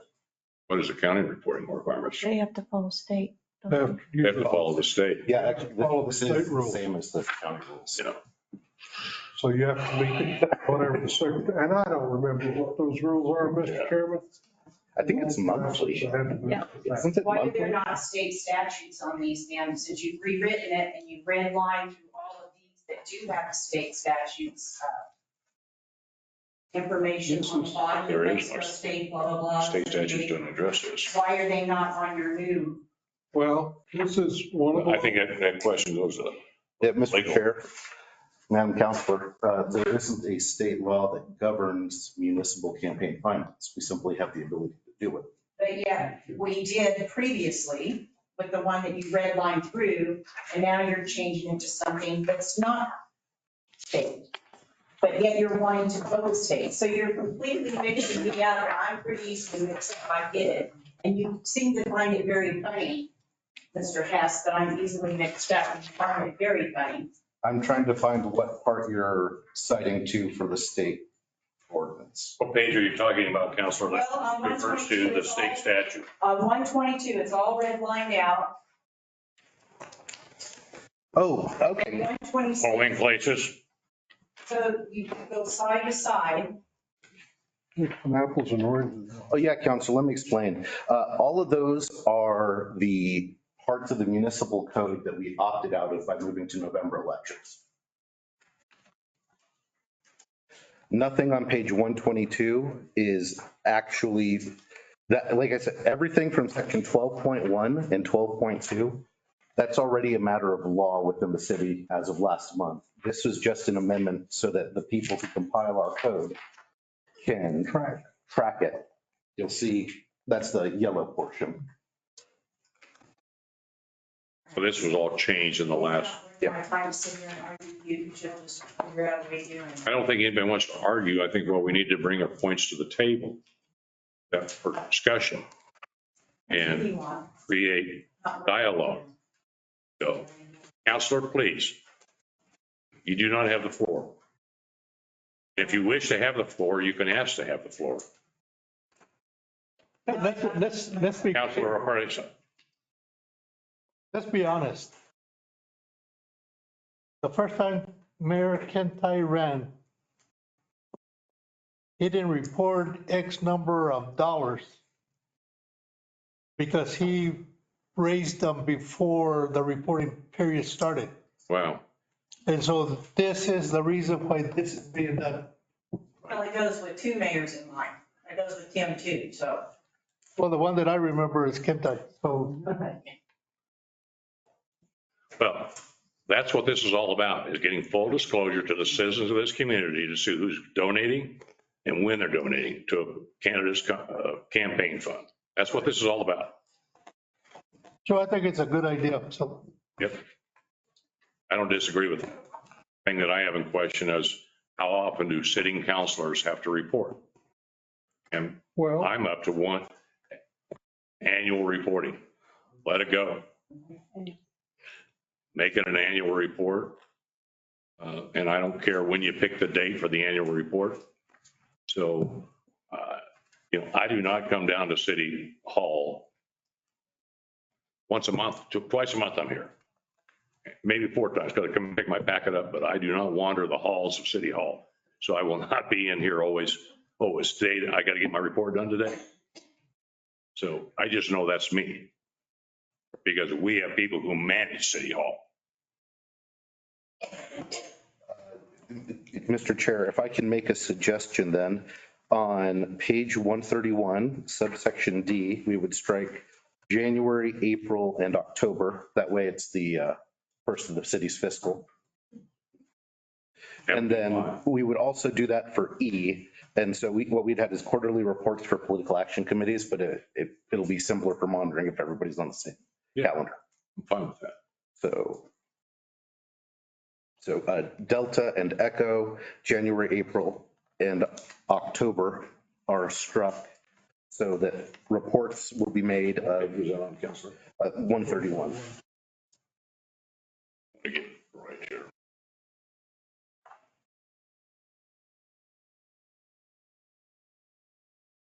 Let me see yours again, please. So Did you send along? July? Yeah, it'll be the July. January, April, and October goes out in D and E, correct? correct. Okay. Thank you, Councilor. I do have a question. Well, you're not to that portion of your dialogue yet, so. Are there any questions on Foxtrot? This itemized reports, and this is from the old address, name of person who gave it. It's standard stuff. Next, the contribution limits, 12-8. It's at the bottom 131. This, we just mirrored the state limits. 5,500 is what a legislator can get. 11,000 is what a statewide person can get, so governor or attorney general. Charlie, subsection C, does have one change, and that is Roswell's unique in that it allows anonymous donations. That's normally not usual. However, it's not necessarily bad. I think that at least my take was that if it's not so much money as to beg the question of anonymity, then it's not necessarily moral or unethical. But Councilor Corn and I discussed this, and it seemed that capping it at the equivalent of one whole non-anonymous donation would be appropriate. So a councilor can get $100 donations totaling up to $5,000. So if all else, let's say if something were not above board, nobody's getting more money than 2 donations from one person. Because there's no way to track anonymous. Oh, man. Give me that one more time. So the idea here is that we didn't want to get rid of anonymous donations. Right. So we wanted to limit the number of anonymous donations somebody could claim. To be the equivalent of one max donation to a named Which is person. 11,000 that they could receive in anonymous donations. For the mayor. Total. Or 5,000 total. So you could get 50 anonymous donations of $100. That's a lot. Well, but it's, They actually, there's a lot that come in. And I thought there was a limit on anonymous donations, but anyway, Yeah, so- there's actually a lot of people that will give $99, but don't necessarily want their name. Right. well, this is 11 or 1,000 or less, so, excuse me, 100 or less. Yeah. They give you a $100 bill. They give you 101, then you got it, it's not anonymous anymore. That's what I found funny, is they give you 99. So I don't know why. So you can take up to, a council member can take up to $5,000 in anonymous contributions. Yeah. Presently, there's no cap. There's no cap now. Wow. Okay. Well, I know why I'm thinking that.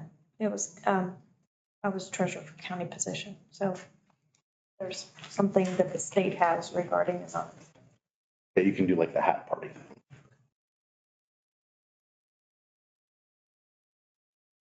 And then finally, subsection D, if there's no questions on that, is that candidates, of course, can give themselves as much money as they'd like. That's pretty basic First Amendment jurisprudence, so please don't change that one. Finally, penalty. Any candidate or committee who intentionally, and I want to cover this, intentional is the highest level of mental culpability in the legal structure. So they knew about it, it wasn't an accident in any way, shape, or form, and they wanted the result. So knowing and willful. If they refuse to file within the time required, it's subject to $500 a day for each day of foregoing reports is required. So $500 a day, and it may be enforced by the attorney, which would mean going to next door.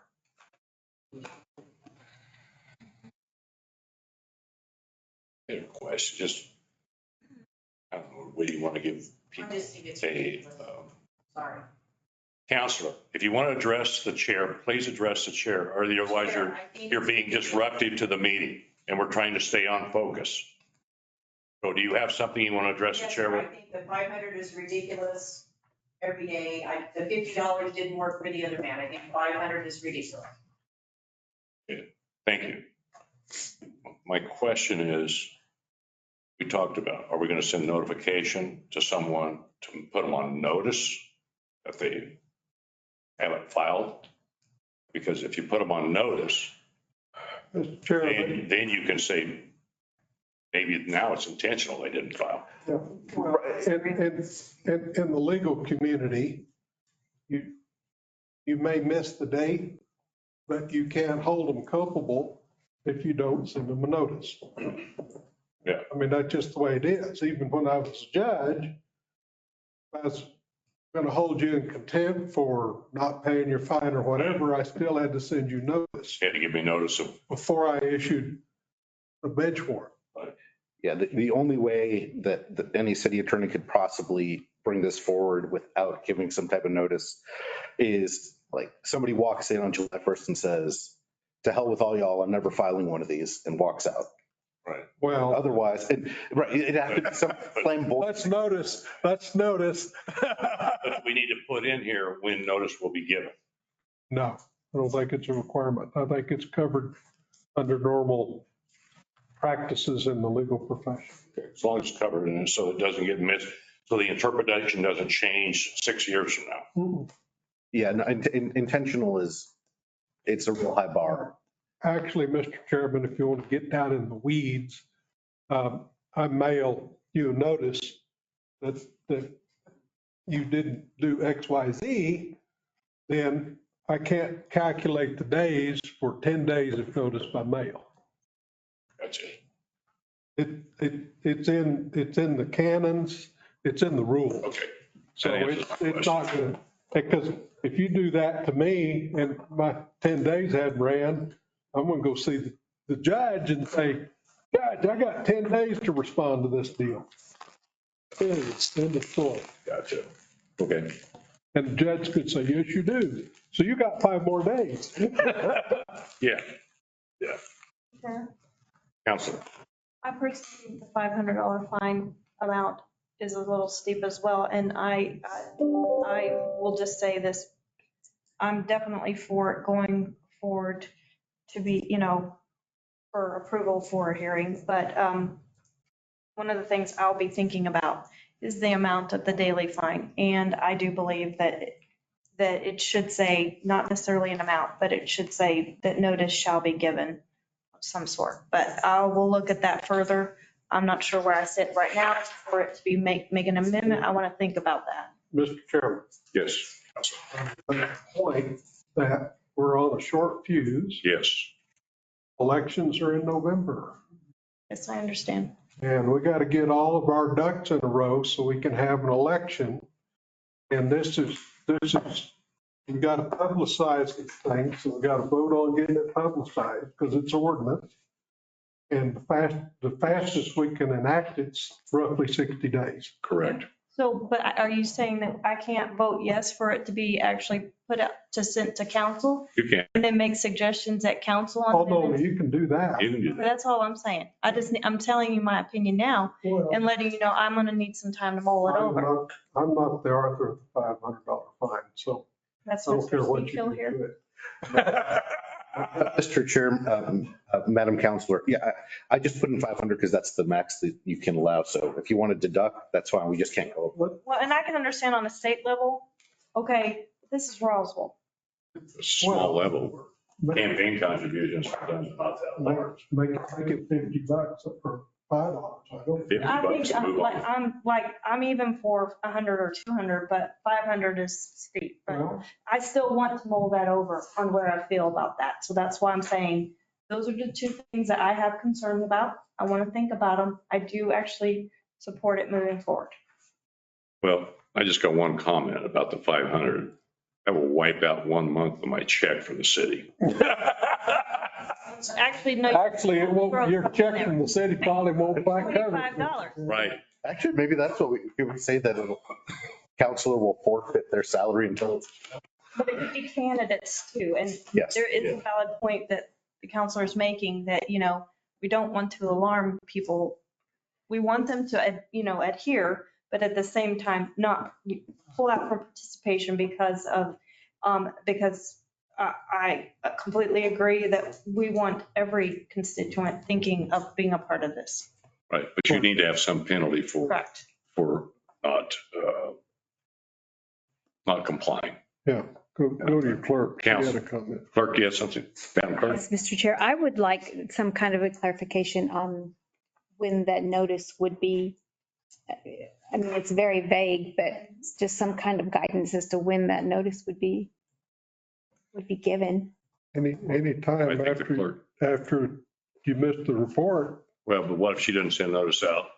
Let us say she's absent.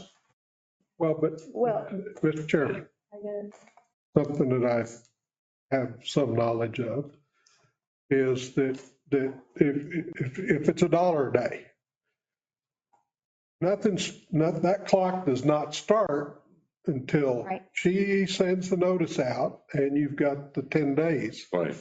So you're already buying whatever time it takes for her to get caught up, send you the notice plus an additional 10 days before the clock starts on this overdue. I mean, that's just standard legal practice. Madam Chair, Madam Clerk, you're asking for some guidance on when you should send that letter. So the reports are due January or September, October, November. No. Only July now. July. Oh, no, we're talking during campaign season. During campaign, oh, yeah. Right? Is that what? Okay.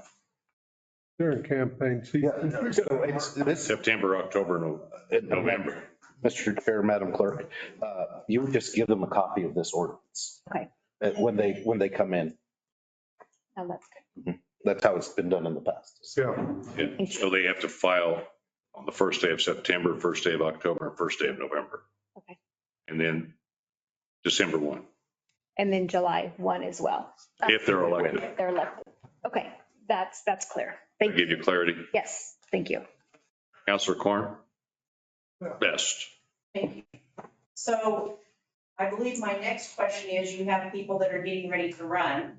They don't have to have a report in July because they don't have coffers. Unless they've already run for a previous office, they already have coffers sitting away wherever they've got them. Do they have to report their coffers when they run for this race? Or are those coffers up for free grabs? And they can use them no matter what? If I recall correctly, that you have to report your beginning cash balance. So, yes. So that's what you have to report is your beginning cash balance.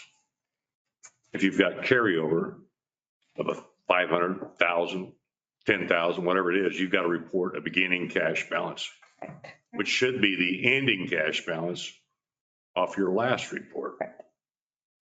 Under this new methodology here, because you're going to have to report all your expenditures on an annual basis. So, But if it's a new person coming in and they happen to have 20,000 in their coffers, they can bring it right on over and around that 20,000. they've got to report whatever that 20,000 came from. Right. Every single person. Yep. Unless they're anonymous. Right. Yeah. Well, and if you want to make a personal donation to your campaign to get started, it's covered under Yes. on page 123D. But you report that though. You still have to report it as a loan or. You can report it as a contribution. loan if you desire, or you report it as a campaign contribution. So, Right. Ms. Dorhopper. Mr. Chair, councilors, I just wanted to make a point about anonymous. I am the presiding judge for one of the largest polling places here in Chaves County. Somebody came in and had the report from the Secretary of State and accused one of my election judges of trying to do something because they gave the money, let's say, to Christina. And they are saying, and there's somebody running against Christina, they would say, look, you can rig this because, you gave money to her. That's why the anonymous. That's why they put anonymous in there. So we can't be, we can't be singled out. No, I got you. Thank you. So let me just ask you this, Counselor. All of the items that were struck, with declaration of candidacy and those items were covered in the previous ordinance, the candidates declared, everything that was struck. Yes, so everything that was struck, Mr. Chair, everything that was struck in 12-1 was already In the previous. It was already Wasn't that repealed. chapter 2? Yeah, was already repealed. So that was already repealed and replaced in chapter 2 when you have to declare your candidacy. And that candidacy is going to be filed with the clerk's office. Well, then, once that's compiled, who those candidates are, you will then turn that over to the county clerk, correct? That's how that will work. Right. Okay. Yeah. When we spoke with the county clerk, we were just going to have a fat pile of these for anybody who declares, and she will direct them to the city clerk to file their campaign paperwork. Right. Okay. Any further discussion? Where'd we go? $50 is where we went? $100? Oh, we're still sitting at 500, but just to get this off the dime and keep it moving, Mr. Chairman, I'll move an amendment to make it $50 a day. Okay. I'll make an amendment, to make it 100. Okay, $100. I'm just trying to get off the dime. Get this thing moving ahead so we can get it before full council. I'll make it $100. I'll second that. But wait a minute, I'm gonna get you to make one amended motion here. if you don't mind. If this will be considered friendly, counselors, in subsection 12-7 Delta, January, April, the words January, April, and the phrase and October shall be struck. In subsection Echo, January, April, and the phrase and October shall be struck. That and In subsection, and I'm sorry, this was, I'm going to ask that you put in 12-4 applicability, any municipal candidate or ballot item is how it shall read. And finally, in section 12-9, 500 is struck to read 100. so move, Mr. Chairman. Okay, second. Sorry, I'm reading. So I have a motion and a second to amend the ordinance as presented for the municipal campaign finance. Any further discussion? All those in favor signify by saying aye. Aye. Opposed, same. There being none, so moved. Now can I get a motion? Mr. Chairman, move that we advance ordinance 23XX, amending campaign finance code to the city council for advertisement. Motion and a second. Any further discussion? All those in favor signify by saying aye. Aye. Opposed, same. Being none, so moved. Thank you, Counselor. Hey, Justin. Sorry we kept you so long. That's all right. You're on the roof replacement repairs. Yes, sir. Thank you, Mr. Chair. Thank you, committee. I'm here for ITB 23-019 roof replacement or repair. I'm here to ask that you consider approval of the award recommendations for the roof replacement or repair and authorization for the city manager to enter into contract negotiations with a pool of 2 bidders for a multi-source award. Both bidders turned in their proposals on March 14th. It was Custom Construction and Allen Roofing are the 2 bidders. I'll stand for questions. There being any questions? Well, I hope Custom Construction has got a big crew. They do. Good day. Yeah. Good. They seem to be bidding on a lot of stuff, so. We're moving on it too, I think. How are they doing on the water tower and those kind of things? Well, the water tower is a perplexing, to turn down that water tower because it's in the springtime and if you see a leaf move, I know, yeah, it's a little difficult to be up there in a crane. it gets 13 meters. They gotta come down. They gotta come down, which is just a breath. Here's the question. And also they're vandalized out their computer in the crane was damaged, so they had to see that computer all repaired. Also, now we're fixing that with the wind. Are they also doing the firehouse? Yes, sir. Are they finished with that? We're moving in this afternoon. Great. Yep. Just sidebar. I know. That's been a sore spot for a long time and we're finally done. Maybe, down to the finish line anyway. That's a good point. That's a great point. I don't know what that question, I don't. To the elections, to the election, the Yeah. $500 fine. Can the fine be decided by a judge at the point where the city attorney enforces this provision? Yeah, that's how it has to go. Yeah, that's how it has to go, but we put the fine number in there. Yeah. So there's no shortcutting the legal proceeding. So. Nope. Supposed to be an It's not a independent dictator, arbitrator. it's not a dictatorship.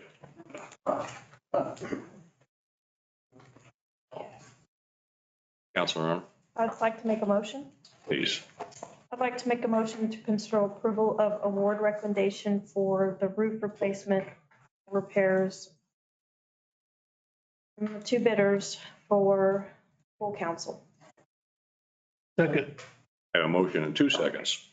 No, withdraw my. You withdraw your second. Okay. I have a motion. Don't want to confuse you, Mr. Chairman. It was his turn. Yeah. I'll yield. Your second, okay.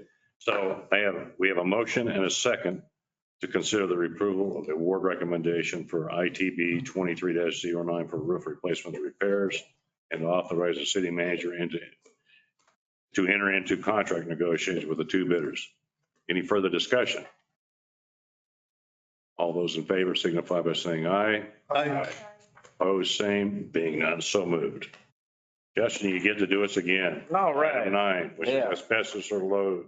Exactly the same. ITB 23-020 for asbestos, lead, and mold remediation. I'm here to ask you consider approval of award recommendation for asbestos, lead, or mold remediation. Authorize the city manager to enter into contract negotiations with a pool of 2 bidders for a multi-source award.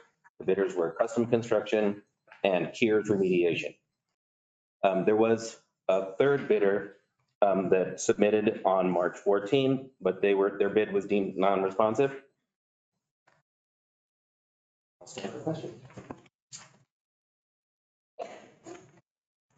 Question, I guess, is when was the bids due? They were due on March 14th.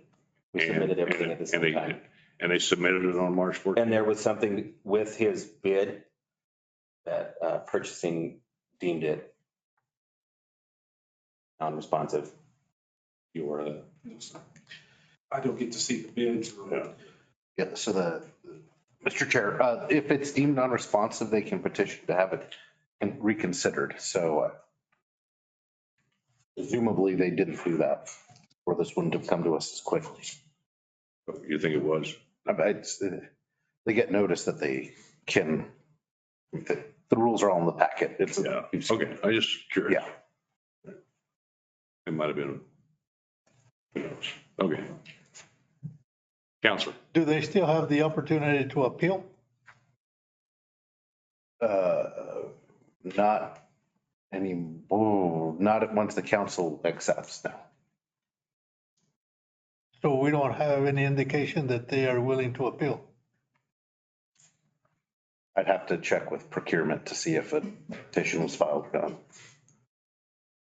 Usually at this point, they have a set period of time to be able to do that. They get a week. So, and usually I hear about it when it happens. Okay. Are you satisfied that's okay? Yes, I intentionally don't get involved so that if there's a true protest, I can defend the action without becoming a witness. They have 14 days. Is it 14? Okay. Can I answer that question? Yep. Do I hear a motion? And any further questions? Mr. Chair, I'd like to Counselor. make a motion to approve or consider approval of award recommendations for ITB 23-020 asbestos, lead, or mold remediation, and authorization for city manager to enter a contract negotiations for 2 bidders for a multi-source, go to full council. Full council. I mean, no, yeah, full council. I think that's what I said on the last one too, right? Yes. Yeah. Double checking. Yeah, well, I said a whole lot there. So You did. this time I just decided to read the whole shebang. That way it's easier. Save me from saying Yes. I like making him work. Yeah. it. Counselor, do I hear a second? Okay. Now, Mr. Chairman, I'm going to put it on the record that I am objecting. He made the last 2 motions. He made the last 2 seconds, and I'm upset. I tried to give you an opportunity, but I know. Well, I couldn't squawk if I yeah, okay. taken you up on that opportunity. Okay, so I have a motion and a second to send to full council the approval of the award recommendation for ITB 23-020. Any further discussion? All those in favor signify by saying aye. Aye. Opposed, same. Being none, so moved. Next item is a closed session to review attorney-client privilege. And you all can see in here and we can move next door, is that correct? Yep, there can be a motion, Mr. Chair. If there could be a motion. Would you mind making that motion? Mr. Chair, pursuant to whatever it is, NMSA it should 1978. be right here. Yes, it is. Okay, NMSA 1978, 1015-1, H7, move that we go into private or closed session to review attorney-client privilege information regarding litigation threatening or pending against the city. That's my motion. Have a second? Second. All those in favor, signify by saying aye. Aye. Opposed, same. Unless you'll move to closed session. Counselor Best, if you care to join, you're more than welcome. Thank you.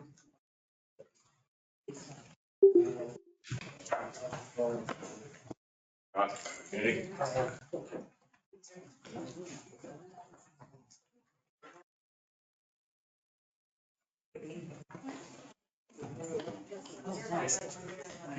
I hate this. Actually, that should have been a roll call vote. Actually, we come back. I don't know. Yeah, I'm sure.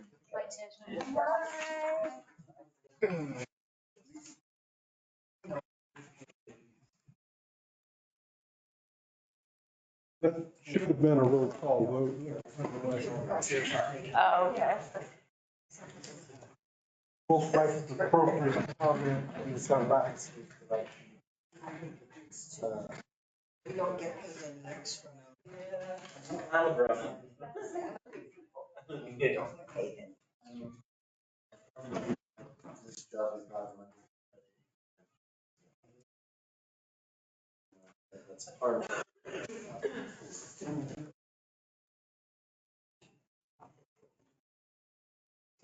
Justin, we're still on for 9 o'clock tomorrow? Yes, sir. I'm leaving. I'm not waiting for the end of this. No. It could be 5 minutes or 5 hours. So Right. depending on how long it is, I might not be here when they come out. Right. Yeah. Yep, we're still on for 9. That's over there, right? The planning and zoning is going on tonight. Yeah, I see that. We kind of missed 7 minutes of that meeting. Yeah.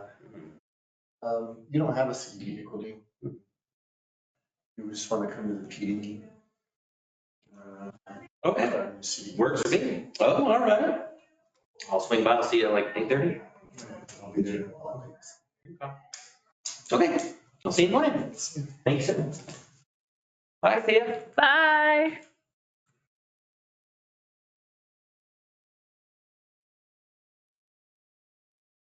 Can our voices be heard, the ones that are online?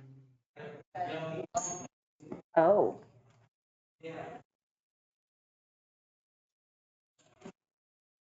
Who's talking?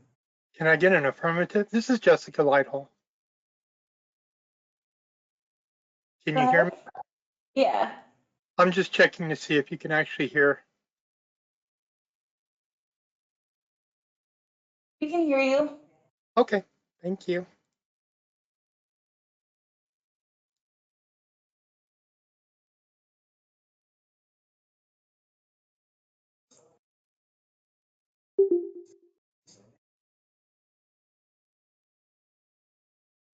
Over here. Yeah, because they turned it down.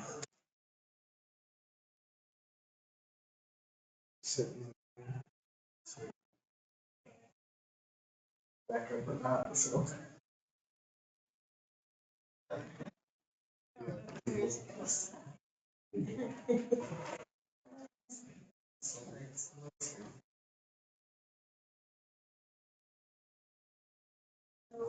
President.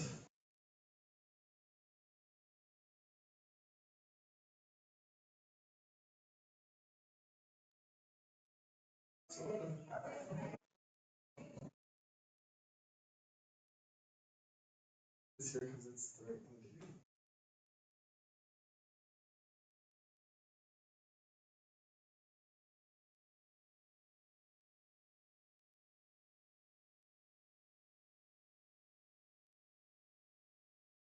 I'll just find something at home. Anything big, so if you're ready to go ahead, or if you already did, that's fine. Eat something, but I'm just gonna find something small. I eat a whole pizza for lunch, so. A small one, a steak crust.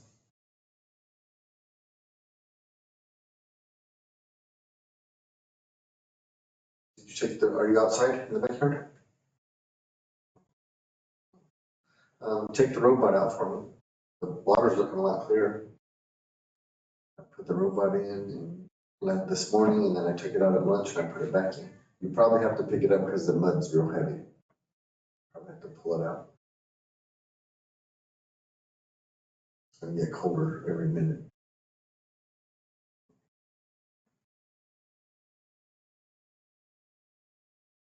All right, well, I saw them call and talk to you for a minute. I don't know how long they'll be in there. I don't know if it'll be a few minutes or a few hours, but it turns into a long time. I'm not sticking around, but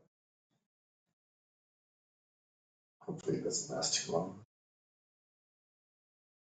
All right, love you. See you later. Bye.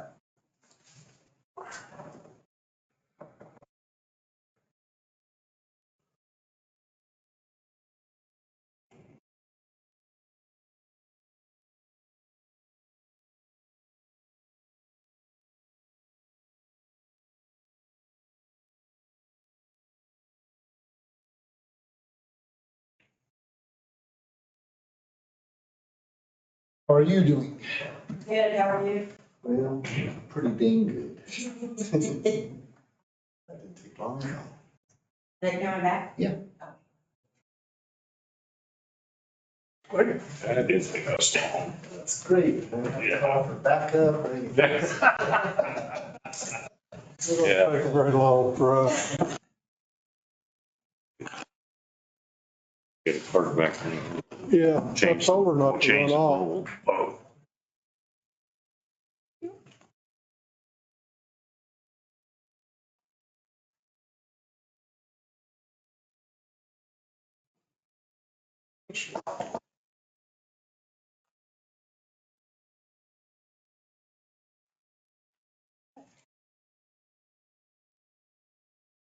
Doing good.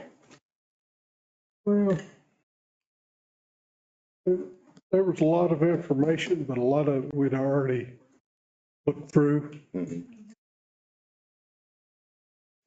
did like my $500, huh? Like $100 better? Okay.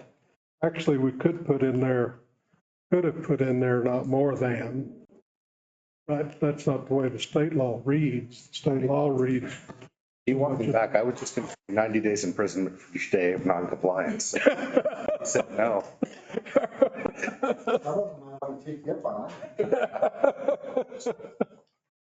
I mean, this is. I agree with what you're saying. There's several ways you can actually do that, but I just. Well, we're just trying to get something that'll work out there because we're all Okay. Let the record show. I know, it's like we can't go on. Mr. Chairman. Oh, one second. 1 second. Tish, we need you. I told you not to go anywhere. I knew it was going to be short. Are you recording? Are we still recording? So, Mr. Chairman, I'm going to ask, we do a roll call vote to go into executive session. Yeah, let's go backwards and correct ourselves. So if the clerk will call the roll for holding the closed session. Chair Hildebrand, Yes. Counselor Arnold, Yes. Counselor Odessa. Yes. And Counselor Klein. Yes. Mr. Chairman, pursuant to New Mexico NMSA 1978 10-15-1H, subpart 7, I wish to bring us back into open session. The items that were discussed were just that, discussed. No decision or any type of voting took place. And Mr. Chair, I'll attest to the committee that only legal matters were discussed in the closed session. Need a second? Yeah, I need a second. Second. And then we got to call the roll The again. clerk will call the roll. Chair Hildebrand, Yes. Counselor Arnold, Yes. Counselor Odessa, Yes. Counselor Klein. Yes. And we're back physically in session. No. And now I will ask for public participation. If we have anybody online? I do. This is Jessica Lighthall. I do have something to bring forward to the committee on public participation. Go ahead. It's in regards to the City of Roswell Water Department. And what I'd like to bring forth is, my name is Jessica Lighthall. I'm disabled and homebound with very limited ways of transportation with Medicaid and only cash assistance with HST with no other income. The city doesn't make proper accommodations for people with disabilities for the termination of services or service in the regards to the water department. I'll give you an example of my situation. My water was turned off on December 27th of 2022 because my pipes froze. The water was turned off by a city employee, and at owner's request, which I'm the owner of the property. My grievance with the city water department is that one, their fees are non-transparent. They're in the city contract for the water. The use of service assumed is not correct. I have grievance with having my, I had my water turned off all the way till March, the 1st of March, because I couldn't get the pipes fixed by then because I have no income. And they still continued to charge for sewage, sanitation, and water, even though the water was still, when the water was turned off. Now, I understand to the contract where they want to charge for services, but I got a disconnect notice for the water to be turned off on the 21st or the 27th of, is the deadline? It was to be turned off on the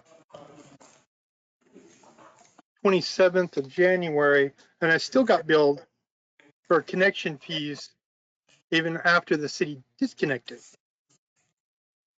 Let's start off with the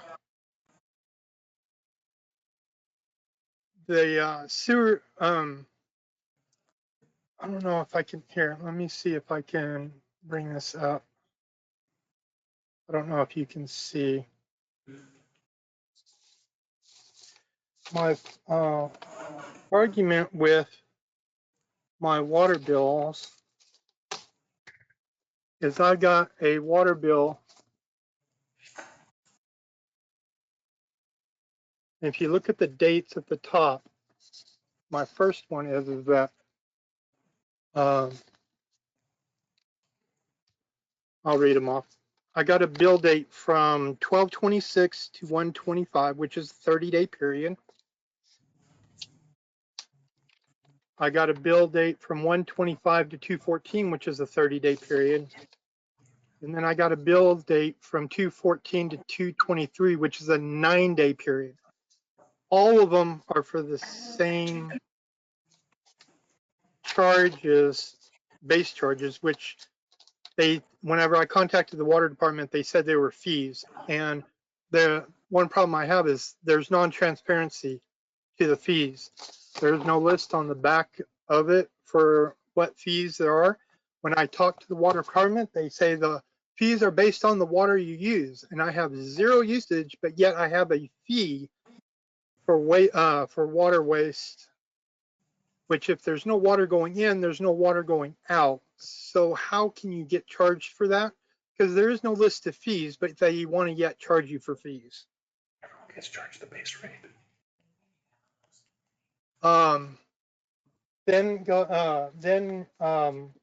My one thing is the use of service assumed within the contract. It says all premises connected to any utility service of the city will be assumed to be using such service, and the owner occupant will be charged so long as such service will remain connected with the utility service. My argument is that sewage, that's a service utility, and I don't know of any property that is not connected to the sewage. For example, my neighbor has a sewage line, but he doesn't get charged for sewage. But pertaining to the contract, it says everybody connected to the sewage gets charged.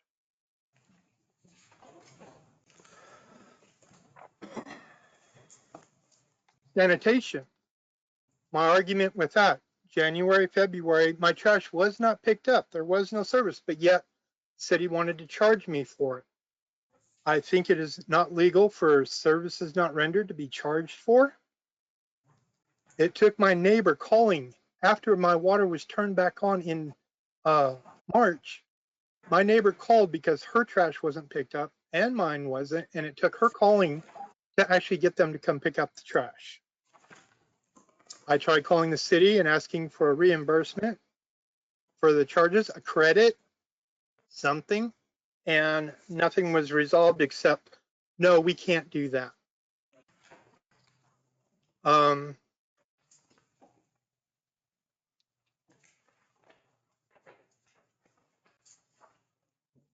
Under the payment of bills, water shut off, under number 1, it says delinquency notice including all past due current charges received. Wastewater collection, wastewater treatment, and garbage pickup service will continue uninterrupted. Ms. Lighthall? Yes.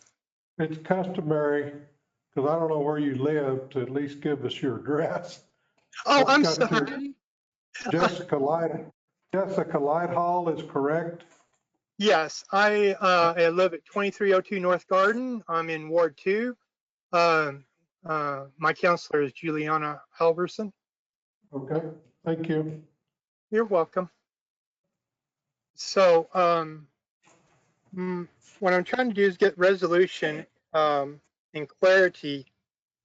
And I've talked with the city attorney and with no resolution there. And so now through my counselor and talked with Christiana as well to bring it up here to this committee.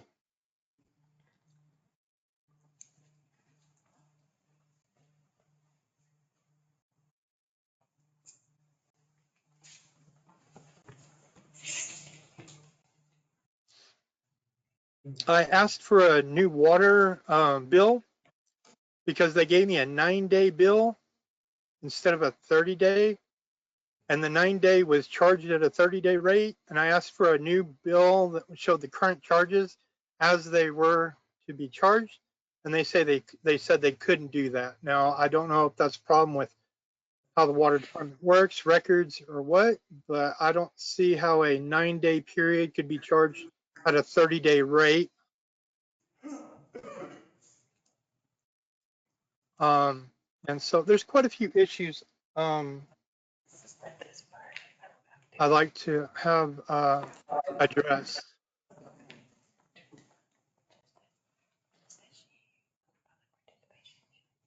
Okay.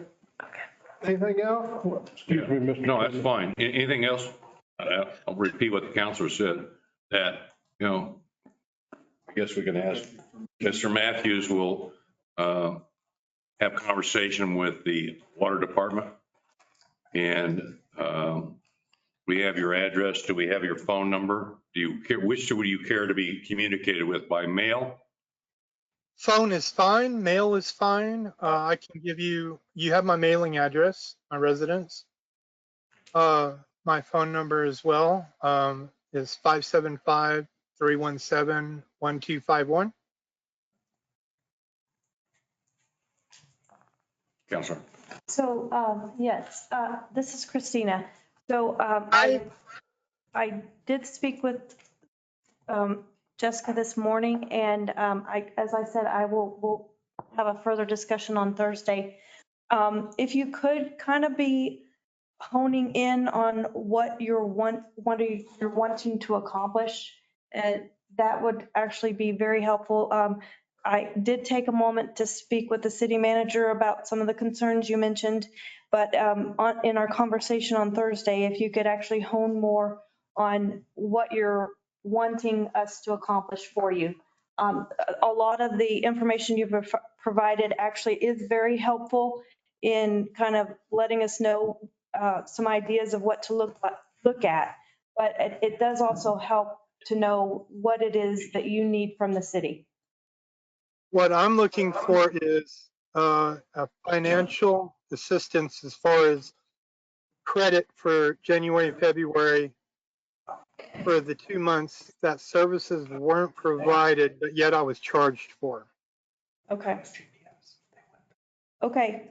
That's actually very helpful because I do know that we can look at actually the policy as far as the city. And then we can also talk about maybe there are some nonprofits in town who can also assist if that is also something that might help you as well. So, but there are options, okay, and we'll definitely be looking at them. One other thing also is the I'm disabled and American with Disabilities Act. Whenever I talked with Alex at the water department, she made it very complicated for me to be able to terminate or discuss about my services as far as getting disconnected or not, or trying to get a refund, she kept telling me that her boss was out having surgery, they'd get back to me. But as far as whenever the city wanted, in order for me to get my services turned off voluntarily, I had to sign a form and then fill it out and then send it back to her, which I could have done, but I didn't. I got assistance to actually pay for the water bill and get it turned on back on.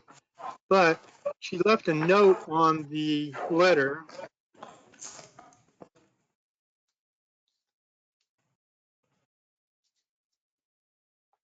And the disconnection form.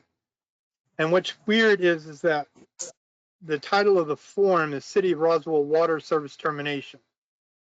Not garbage termination, not sanitation termination, not wastewater termination. It's just water service termination. My water was already terminated, but I wanted to terminate the rest of the services because they weren't being provided. She sent me a City of Roswell water termination notice. But what bugged me was at the bottom, she took a flipped a note, a Post-it note, and it says, "Please attach a copy of your ID. Thank you." I don't know how many people have a copy machine at home. I don't. And she made it very hard for me to sit there and say, well, if I don't have a copy of my ID, are you gonna, she made it flip it on. She made it quite noticeable that I needed to have that in order for her to terminate the service with the filled out form. I think there should be something with, I can understand the idea of turning on service and stuff, but disconnecting, I don't understand that, especially with somebody that's homebound, that's disabled. But back to what I was getting at is that assistance for the water, the accommodations with the ADA would be helpful. And those are the main things as far as I think the city attorney needs the city attorney needs to look at redoing the contract for the water department.